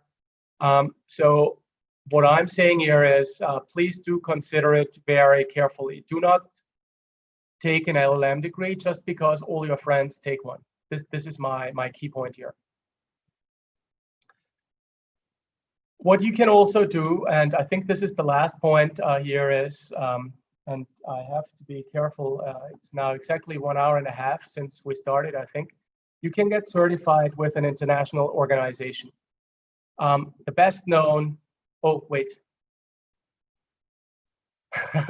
Okay, I think we can skip this because it's clear what everyone will answer now because I did it the wrong way. In the interest of time, let's move on. The best known, I think, is the CIArb, the Chartered Institute of Arbitrators. Heru, I understand you are an associate member. They have student membership as well. I used to be, for about 2 years or so, on the global steering committee of the young members group. So everyone with the CIArb who is below 40 is a young member, and I used to be on the governing board for 2 years. So I know the CIArb very well, and I have been a fellow for, I think, 8 or 9 years now. Heru, you want to add something? Well, no, Harald, but I do agree with you that, you know, I'm a newly admitted associate to the CIArb itself, and I'm feeling a lot of benefit as well by getting certified by the CIArb. And I think, you know, it could definitely be one of the way for the audience today to, you know, understand further or build relationship even through this international organization, as you have done it previously as well, right? Yes, I agree. The certification matters. If you can say I'm an associate member, or you know, whatever the title is, this is something which matters. You can also put it after your name, the acronym, so it helps. At this point, I'm now finally introducing the BIAMC's student membership scheme. I don't wish to advertise it too much because I don't want this to be a sales session. But what I do want to point out to you, and I'm not exaggerating here, is that to the best of my understanding, we are the only organization which will not only allow you to get certification, but which also offers several career building courses, workshops, courses, seminars. This is what I understand makes us unique, and this is why I believe it's a huge advantage when compared to other organizations. So we have, for instance, a workshop specifically what skills are needed in international arbitration. We have a workshop how to survive your first year in a law firm. We have a workshop on writing CVs in the legal industry. We have a workshop on how to do interviews in the legal industry. All of that, we offer it on top of the regular courses on mediation, arbitration, and other forms of dispute resolution. So this is why I believe and I'm not just saying it because I'm advertising it, but I really do believe that it offers a lot of advantages. You can simply find out more about it by Googling BIAMC student membership. And with that, I move on. What you should also do, and what's the easiest step, and I challenge everyone to do it at this very moment, subscribe to our Instagram channel. Now, I have a lot of white hair, as you can probably see, so I don't have an Instagram account. This is, you know, way too new for me, but I understand that subscribing is very, very easy. So I encourage you to do it right now. We also have a YouTube channel and we have a LinkedIn channel. I believe we can send you an email after this event with the addresses. What we have in particular, and that's why I'm mentioning it, and this is entirely free of charge, we have a program called My Number One Career Advice for Young and Aspiring Lawyers. So every Friday, a legally trained person, it's not necessarily a lawyer, as in someone working for a law firm, will make a short video clip and provide his or her #1 advice. Now, every piece of advice is related to the law, but it's not always about the law itself. We had, for instance, someone from Hagen Lovells, Indonesia, who spoke about finding your advocacy style. She's a dispute lawyer, and she spoke about finding your advocacy style. We had a lawyer 2 weeks ago from Paris who explained, specifically making reference to arbitration, how you should never stop learning. A lot of people make the mistake of believing, okay, I'm now graduated, now I'm done with the learning. Arguably, that's when the learning just really starts. So don't think that once you graduate, that's it. So I encourage all of you to subscribe to our social media channels, because when you do so, you will automatically be informed once a new video is posted. It happens every Friday, as I said. And I encourage you to also tell all your friends about it from law school, because the focus is not even necessarily on dispute resolution. It's a lot of the advice applies to anyone. A lot of the advice is on career building as such. The last advice we had was from a lawyer from Australia who explained how you can build your own personal brand as a lawyer. And while she focused on arbitration, everything she said holds true, generally, and not just in the field of arbitration. So this is something I really strongly advise you to do by all means, because it's free and you don't lose anything. Okay, finally, last point. Assuming we still have time, Heru, I think I have one more slide left. Oh, we do have the time, Harald. Okay, I think we can continue. Great. What qualities are needed in international arbitration? And as I said at the beginning of this webinar, I will discuss this from the perspective of a fresh graduate, of someone who just enters a law firm. There is no point in me explaining how you can become an arbitrator if you cannot become an arbitrator unless you have at least 7 to 10 years of experience. So this is why I'm speaking about this now. So what qualities are law firms looking for? When you work in the field of international dispute resolution, you should show flexibility regarding law and facts. What do I mean by that? I'm currently involved in several arbitration proceedings. In one of them, the applicable law, substantive law, is Indonesian law. In one of them, it's English law. And one of them, it's French law. I am qualified in Austria, but I still have to find my way around in these arbitrations. Now, I obviously work with translation of Indonesian law.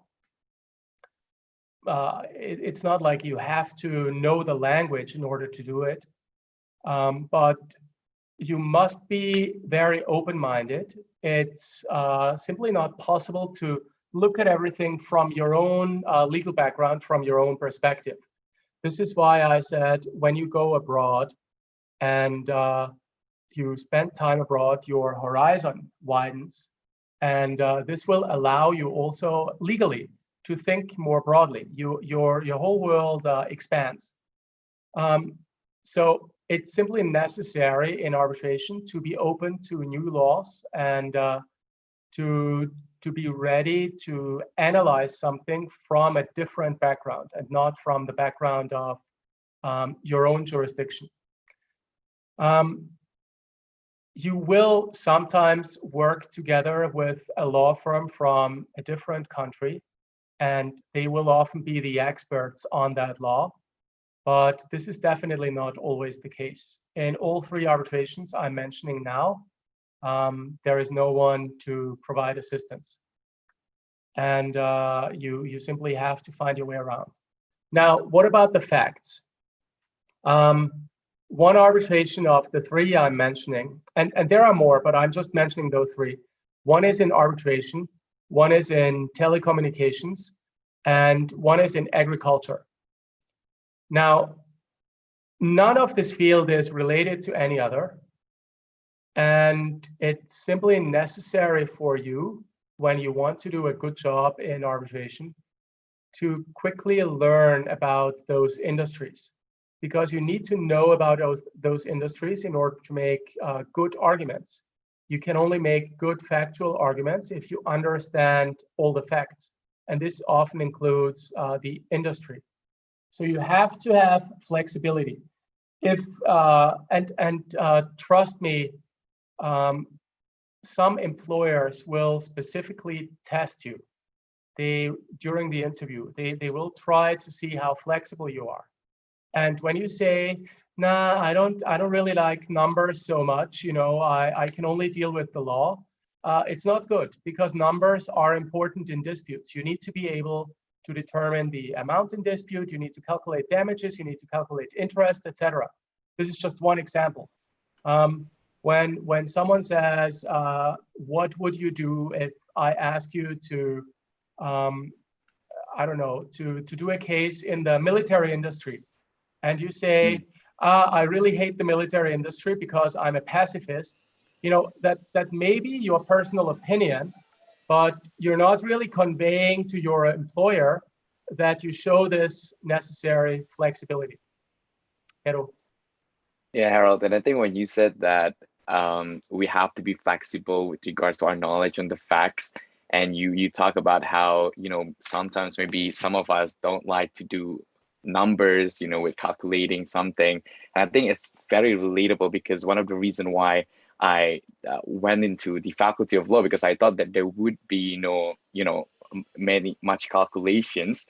But you see, as I understand from my previous competitions and you know, some of experience in law firms, I mean, at the end of the day, we should not only be comfortable with, you know, our background as a lawyer or as a legal person, but rather, you know, broaden our horizon and know about other facts as well, and other industries as well.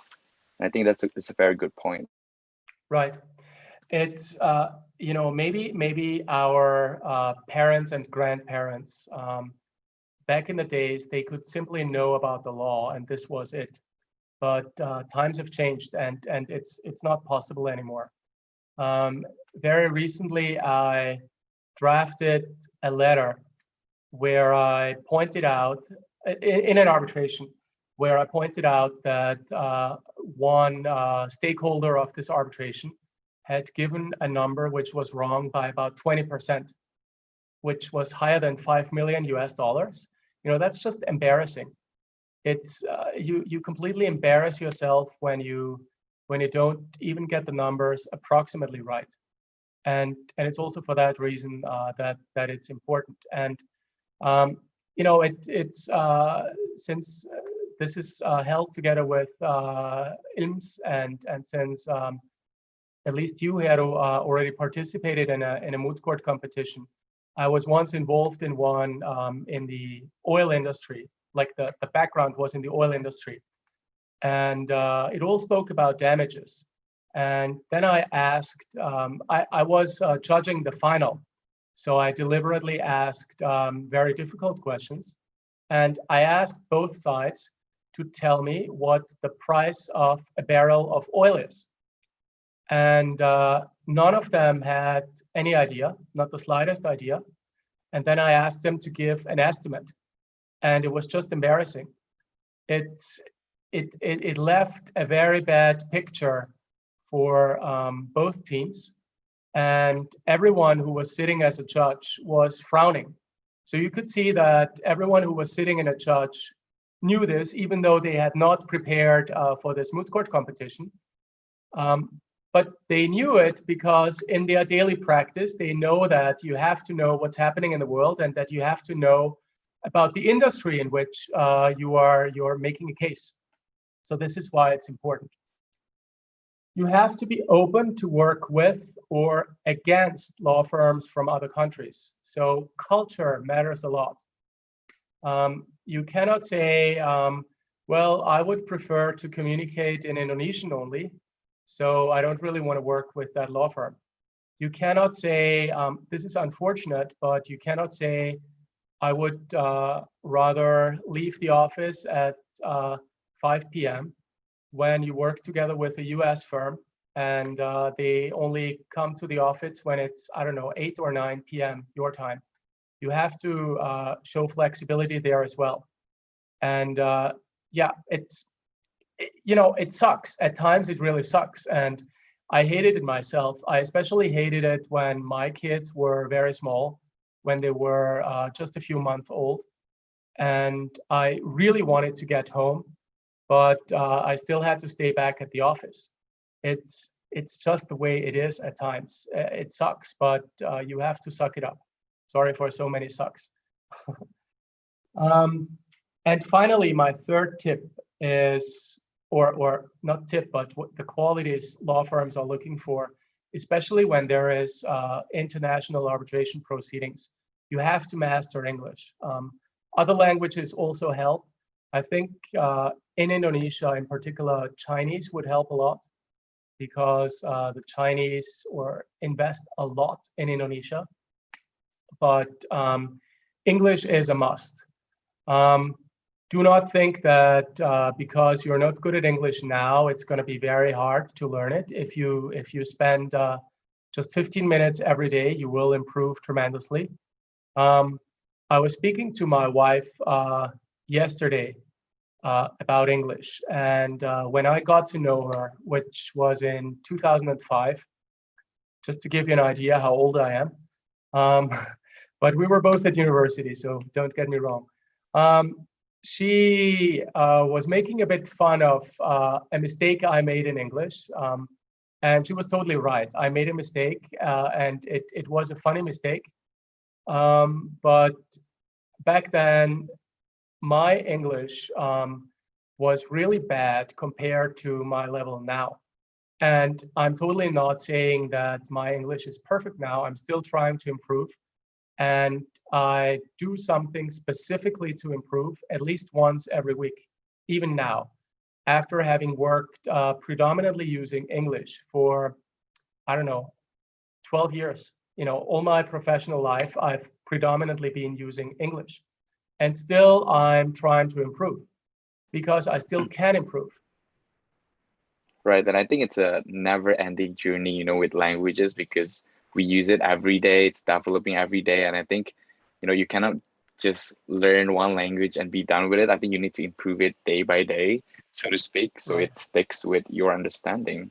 Yeah. Right.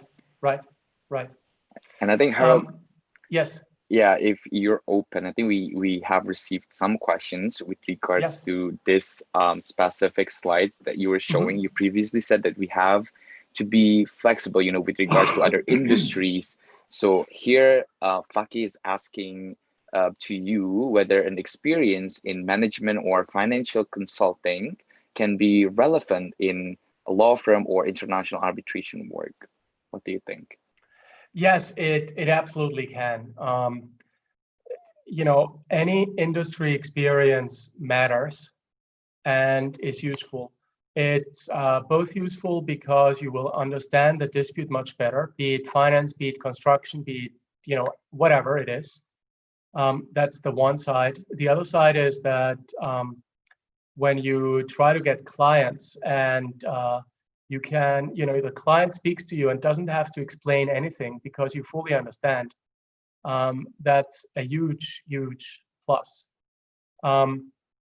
I once had to learn in an arbitration about a plant to clean water. Now, this was attached to an oil rig. So they drilled for oil there. And attached to it was a mini plant for cleaning water. And I learned anything I could on how this works, etc., including the chemical formula and the chemical processes. I really delved into this. And then we met the client. And the client told, back then I was an associate at a law firm still, it's many years back. And at the end of the meeting, I went to the toilet once, and then the client told my boss, the partner, that they had never seen a lawyer who knew as well about this as me. And you can imagine how pleased my boss was. And at least for about 3 days, I could go home on time in the evening. Then it was back to normal. No, but the point is, it really helps. Now, to elaborate further on this, does this mean that you should first work in the financial industry and then become a lawyer?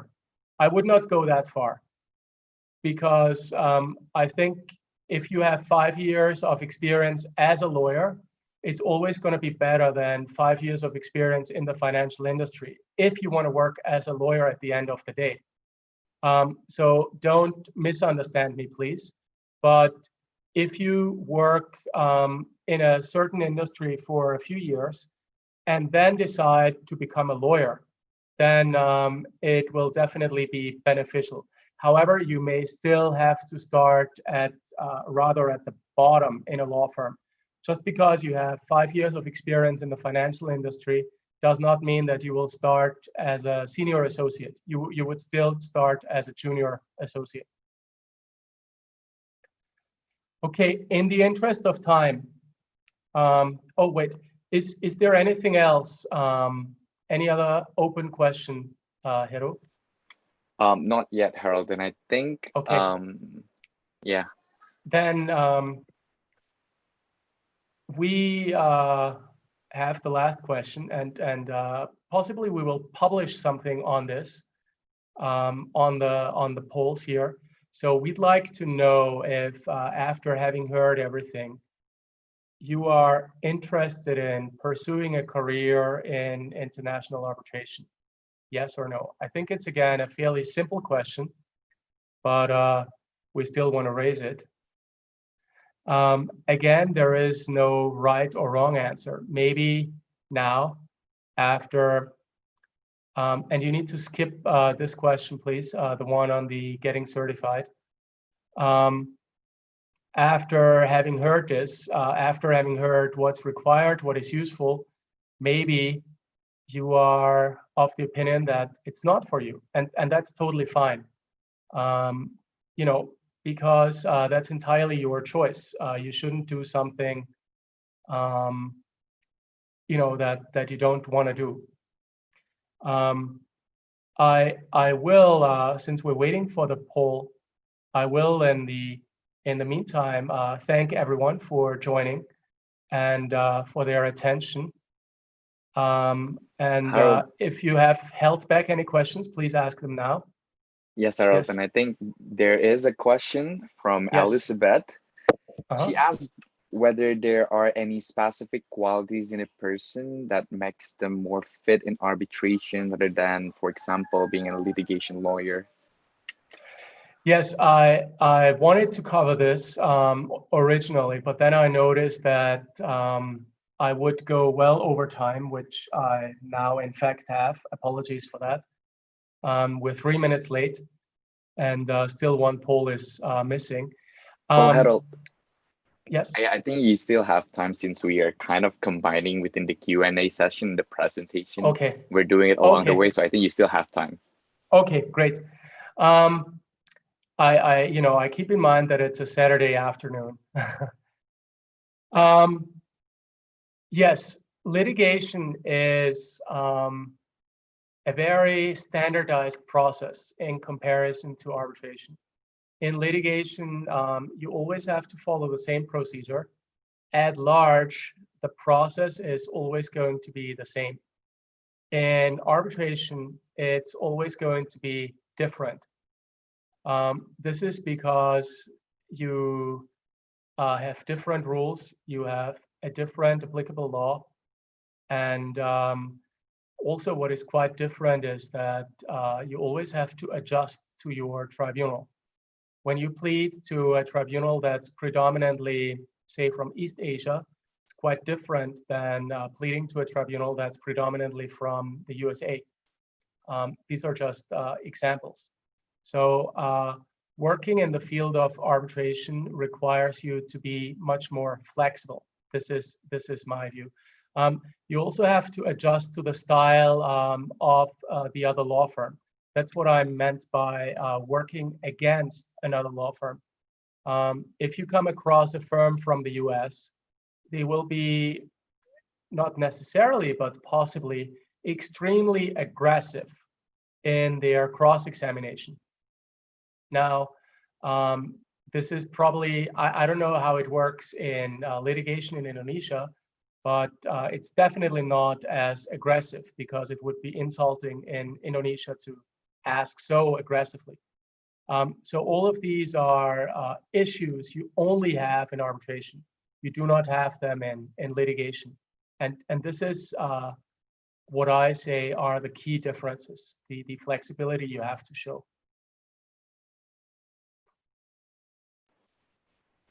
Right, and Harold, I think we already have the result of the polls, and I am happy to see that almost, those who voted chose yes to the question of the polls. So I think your explanation has pretty much given them the information for at least for them as a basis to see that they are actually interested in pursuing further their knowledge on international arbitration. Or at least I didn't make everyone scared. Well, yeah. I hope all those who voted have already signed up to our social media channels to, at a minimum, get your number one career advice vlog, because this is definitely going to help everyone. I'm wondering, Heru, if we have any additional questions at this point. At this point, we have not, Okay. Harold. And I think I would like to encourage the audience, if you still have any questions, it's better for you to ask now rather than cry later when you don't have the chance anymore to ask Harold. Maybe in the interim, what I can speak about is, so I made the comparison between litigation and arbitration. Another very popular field from my experience is corporate/M&A. A lot of law students are interested in this area, and there's a lot of lawyers in that field. I don't want to take sides, but I'm obviously biased. If I thought that M&As were the most interesting thing, then I would not do what I'm currently doing. I'd be an M&A lawyer. What I can tell you on the hard facts is that there is tons of pressure on M&A lawyers to lower their fees. This is because in recent years, we have seen a lot of new organizations enter the M&A industry, which are not law firms. In Indonesia as well, you have big accounting firms. I think all of the big four exist in Indonesia. I know for sure that E&Y, Ernst & Young, exists in Indonesia. These accounting firms charge much lower rates than law firms do.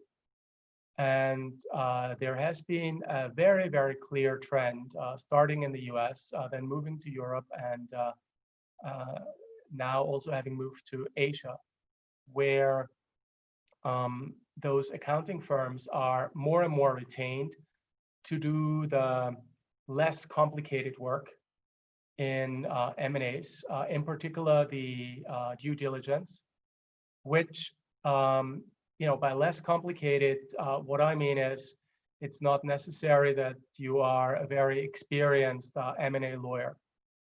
But this is a big problem because it's often this less complicated work which has generated most fees for the lawyers and for the law firms. So there's a lot of pressure on the fees. This would be one reason to choose arbitration over M&As. My personal experience has always been that M&As are much less creative. So you cannot work as creatively, so to say, in M&As as you can in arbitration. And M&A dispute, of course, allows you to structure deals in a certain way, but after you have done it for a few years, I mean, that's also what my friends tell me who are M&A lawyers. It becomes quite repetitive.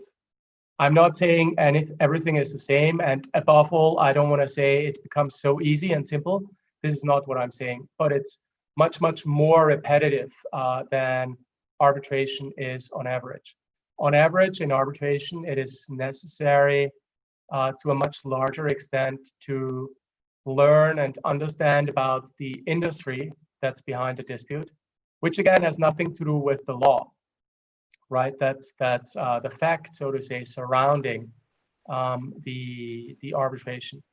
But right. This industry knowledge is, to me, what makes arbitration so interesting. I right. do like the procedural problems, and I find the substantive law problems somewhat interesting. But what I find much more interesting is, to learn how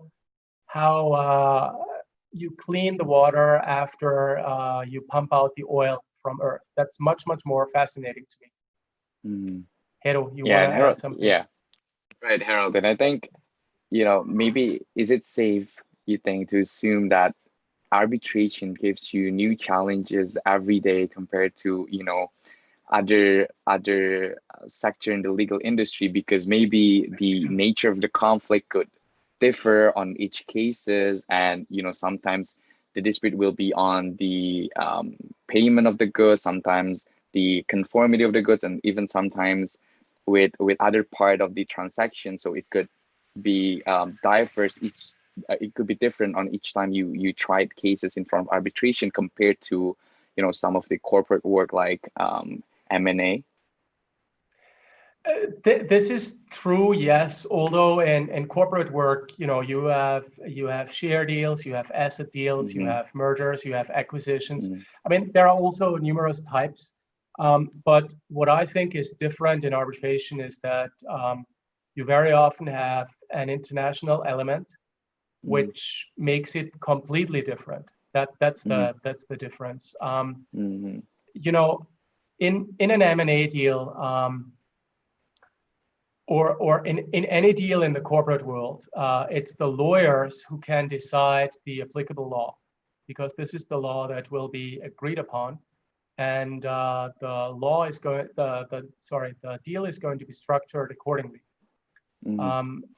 Very, very often it's the law of England and Wales. In right. arbitration, you simply get the contract on your desk, and you open it and you already worried what the companies which drafted it, how they screwed up, what is causing difficulties, where the mistakes are. And I think to that end, there is much more diversity, a broader range. Mm-hmm. And to that end, there are a lot more surprises than there are mm-hmm. in the corporate world. But right. again, I don't mean to give the impression that one is better than the other. It's just different. But to those who, you mentioned, Heru, you mentioned challenge. Mm-hmm. Those who like challenges, I think they will, on average, again, it always depends, but on average, they will prefer international dispute resolution. Right. And I think there's another question coming from me, Harald, and as I heard that you are interested in the procedural issues of arbitration, safe to say, rather than the substantive one. And I think, as I'm doing my thesis on procedural law, it intrigues me to know what makes you more interested towards procedural law. I think what makes a good arbitration lawyer is that an arbitration lawyer is an expert in procedural law. The reason I like it is that if you win on the procedure, very often you don't even go to the merits. I think a lot of lawyers doing arbitration do not know enough about procedure, as strange as this may sound, but it's true. I don't know. I cannot really explain. I think I'm a nerd, and I see the beauty in procedural arguments. To me, it's something that's just really beautiful. Well written or well argued procedural reasoning. It's really beautiful. It's hard to explain why I like it better. If it makes you a nerd, then it makes the two of us. Welcome to the club. And don't worry, even though I'm a nerd, I could still get married. So guys, if you are passionate on procedural law, or maybe you're interested, it's okay. We're doing fine here. And Harald, I think we have a question. As I'm aware, as of this point, Indonesia is still lacking on figures that is well known in international arbitration. Every time that I open a journal, every time I open a book, it's lacking Indonesian figures. So do you think there's any way for maybe the audiences who soon to be a law graduates to improve this situation, whether they can contribute to become a prominent practitioner in the international arbitration from Indonesia? Do you have any tips and anything for them? It requires a lot of hard work. I'm possibly, again, overgeneralizing, but on average, based on what I have seen at international events, Indonesians, and again, this is an average. Please don't get me the wrong way. There are always exceptions, and what I have seen may also not be representative. But Indonesian lawyers would be less interested in speaking to international practitioners. This is what I have experienced at international conferences, both in Indonesia and outside of Indonesia. When I compare it to Singapore, for instance, they are a lot more aggressive when it comes to the networking. And unfortunately, in order to become an arbitrator, being good in arbitration is only one requirement. I think it's much more important to have a very vast network. This is going to get you a lot more appointments ultimately than being an excellent arbitrator, because unfortunately there are quite a few bad arbitrators out there. That's also the truth. So it does require extra efforts. That's always the case. You will not become a well-known practitioner by sticking to your own acquainted world. You have to go out. You have to connect with other people. You have to speak at events. You have to publish.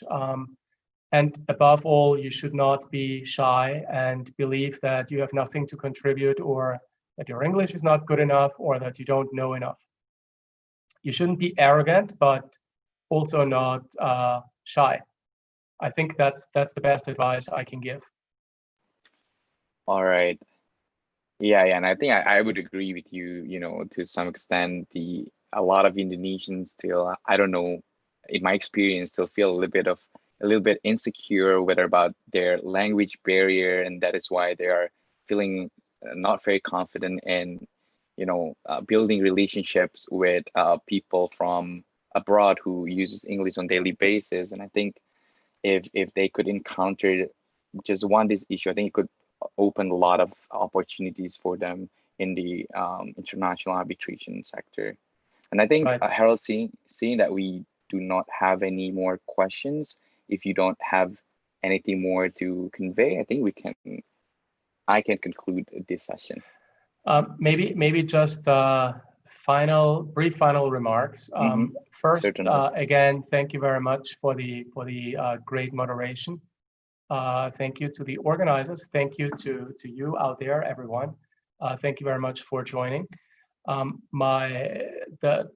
The point I want to conclude on is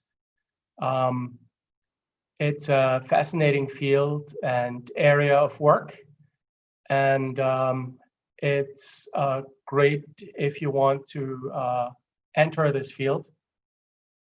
Do keep in mind that it always requires work and efforts, but also that Rome wasn't built in one day, and no arbitration career was built in one day. So it's a continuous effort. It's a marathon rather than a sprint. I like saying that on several fields, and it's true here as well. If you continuously and consistently work on the points I discussed today, get better, learn, then you will not be better 2 weeks from now, or maybe even 2 months from now, but 2 years from now, you will be a different person than you are today. Thank you very much. Thank you very much, Mr. Harold. Yeah, I think I would agree pretty much with that conclusion. And I think to summarize what Mr. Harold has presented to the audience, to refresh again their memories from the beginning of his presentation, I think on the first part of his presentation, we have learned about the many forms of alternative dispute resolutions. We have learned about which one of the forms are the most common form for business disputes and for international disputes. We have also learned that in terms of arbitration, there are more actors other than only arbitrator and the parties. We understand that there is the secretary of the tribunal, there are expert witness or even fact witness, there are court reporter and arbitration institution. And I think there is a lot of opportunities that the audience today can explore more on those professions rather than, only go back to the general understanding that arbitration is about the tribunal and the parties only. And I think on the second part as well, we have heard the stories about how Harold came to get to where he is right now. He was not intentionally became an expert as we know he is right now in international arbitration. However, he do improve himself every day. And, as he said previously, everyone has their own story. And I think I can, again, refresh your memories on several things that Harold has spoken with regards to what we can do to improve outside of our education. That is first, that we have to be able to show our employer that we are better than the other candidates. In this sense is that we have to show them that we have concrete actions that we have taken in the past when we're learning, that we have done something instead of only saying that we're passionate about certain things. And that being said, I think one of the things that we can do to prove our concrete action is by participating in a moot court competition, participate in an essay competition, or even publish an article, as we've heard from Harold, that it is not impossible even for students to publish their article. And we can also join young organization. And of course, this is one of the emphasis that we want to put is on relationship building, as we know that there are a lot of aspects with being professionals in arbitration, but relationship building is one of the most important.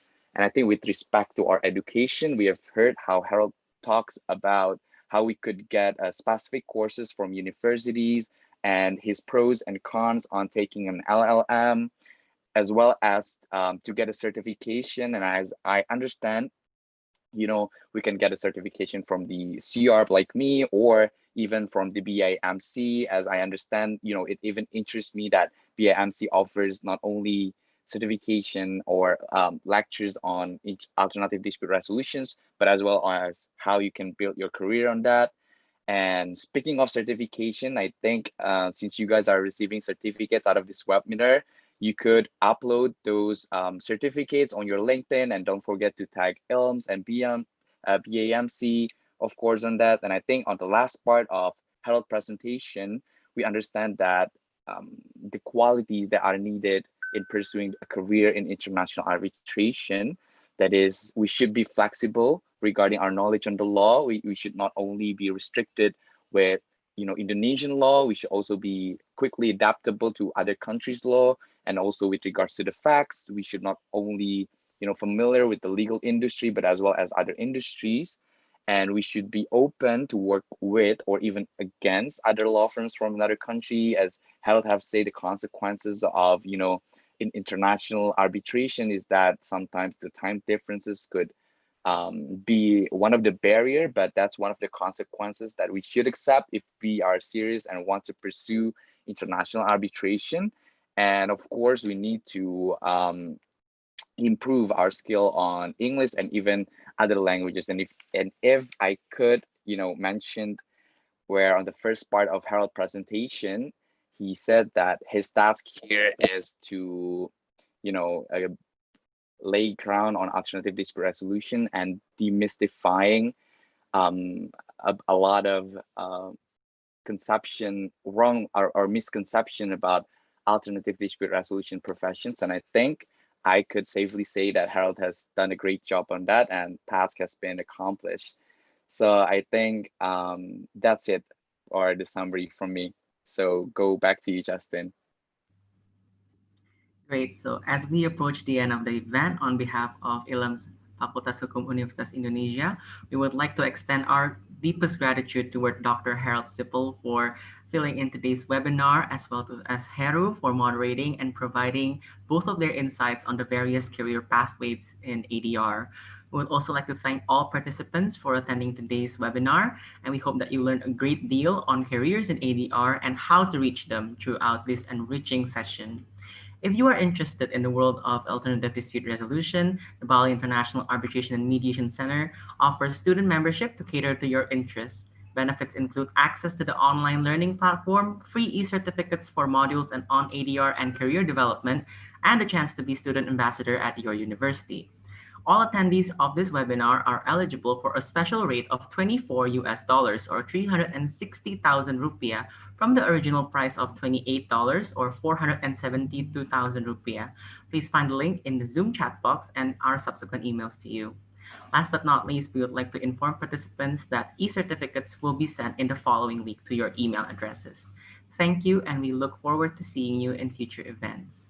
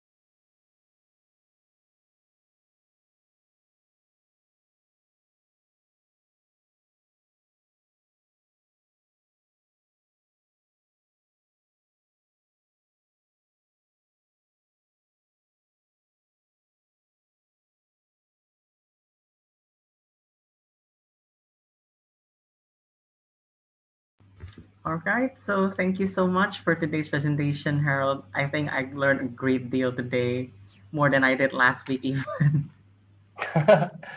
Thank you. And thank you, Heru, one more time. I very much enjoyed it. But I'm happy that it's over because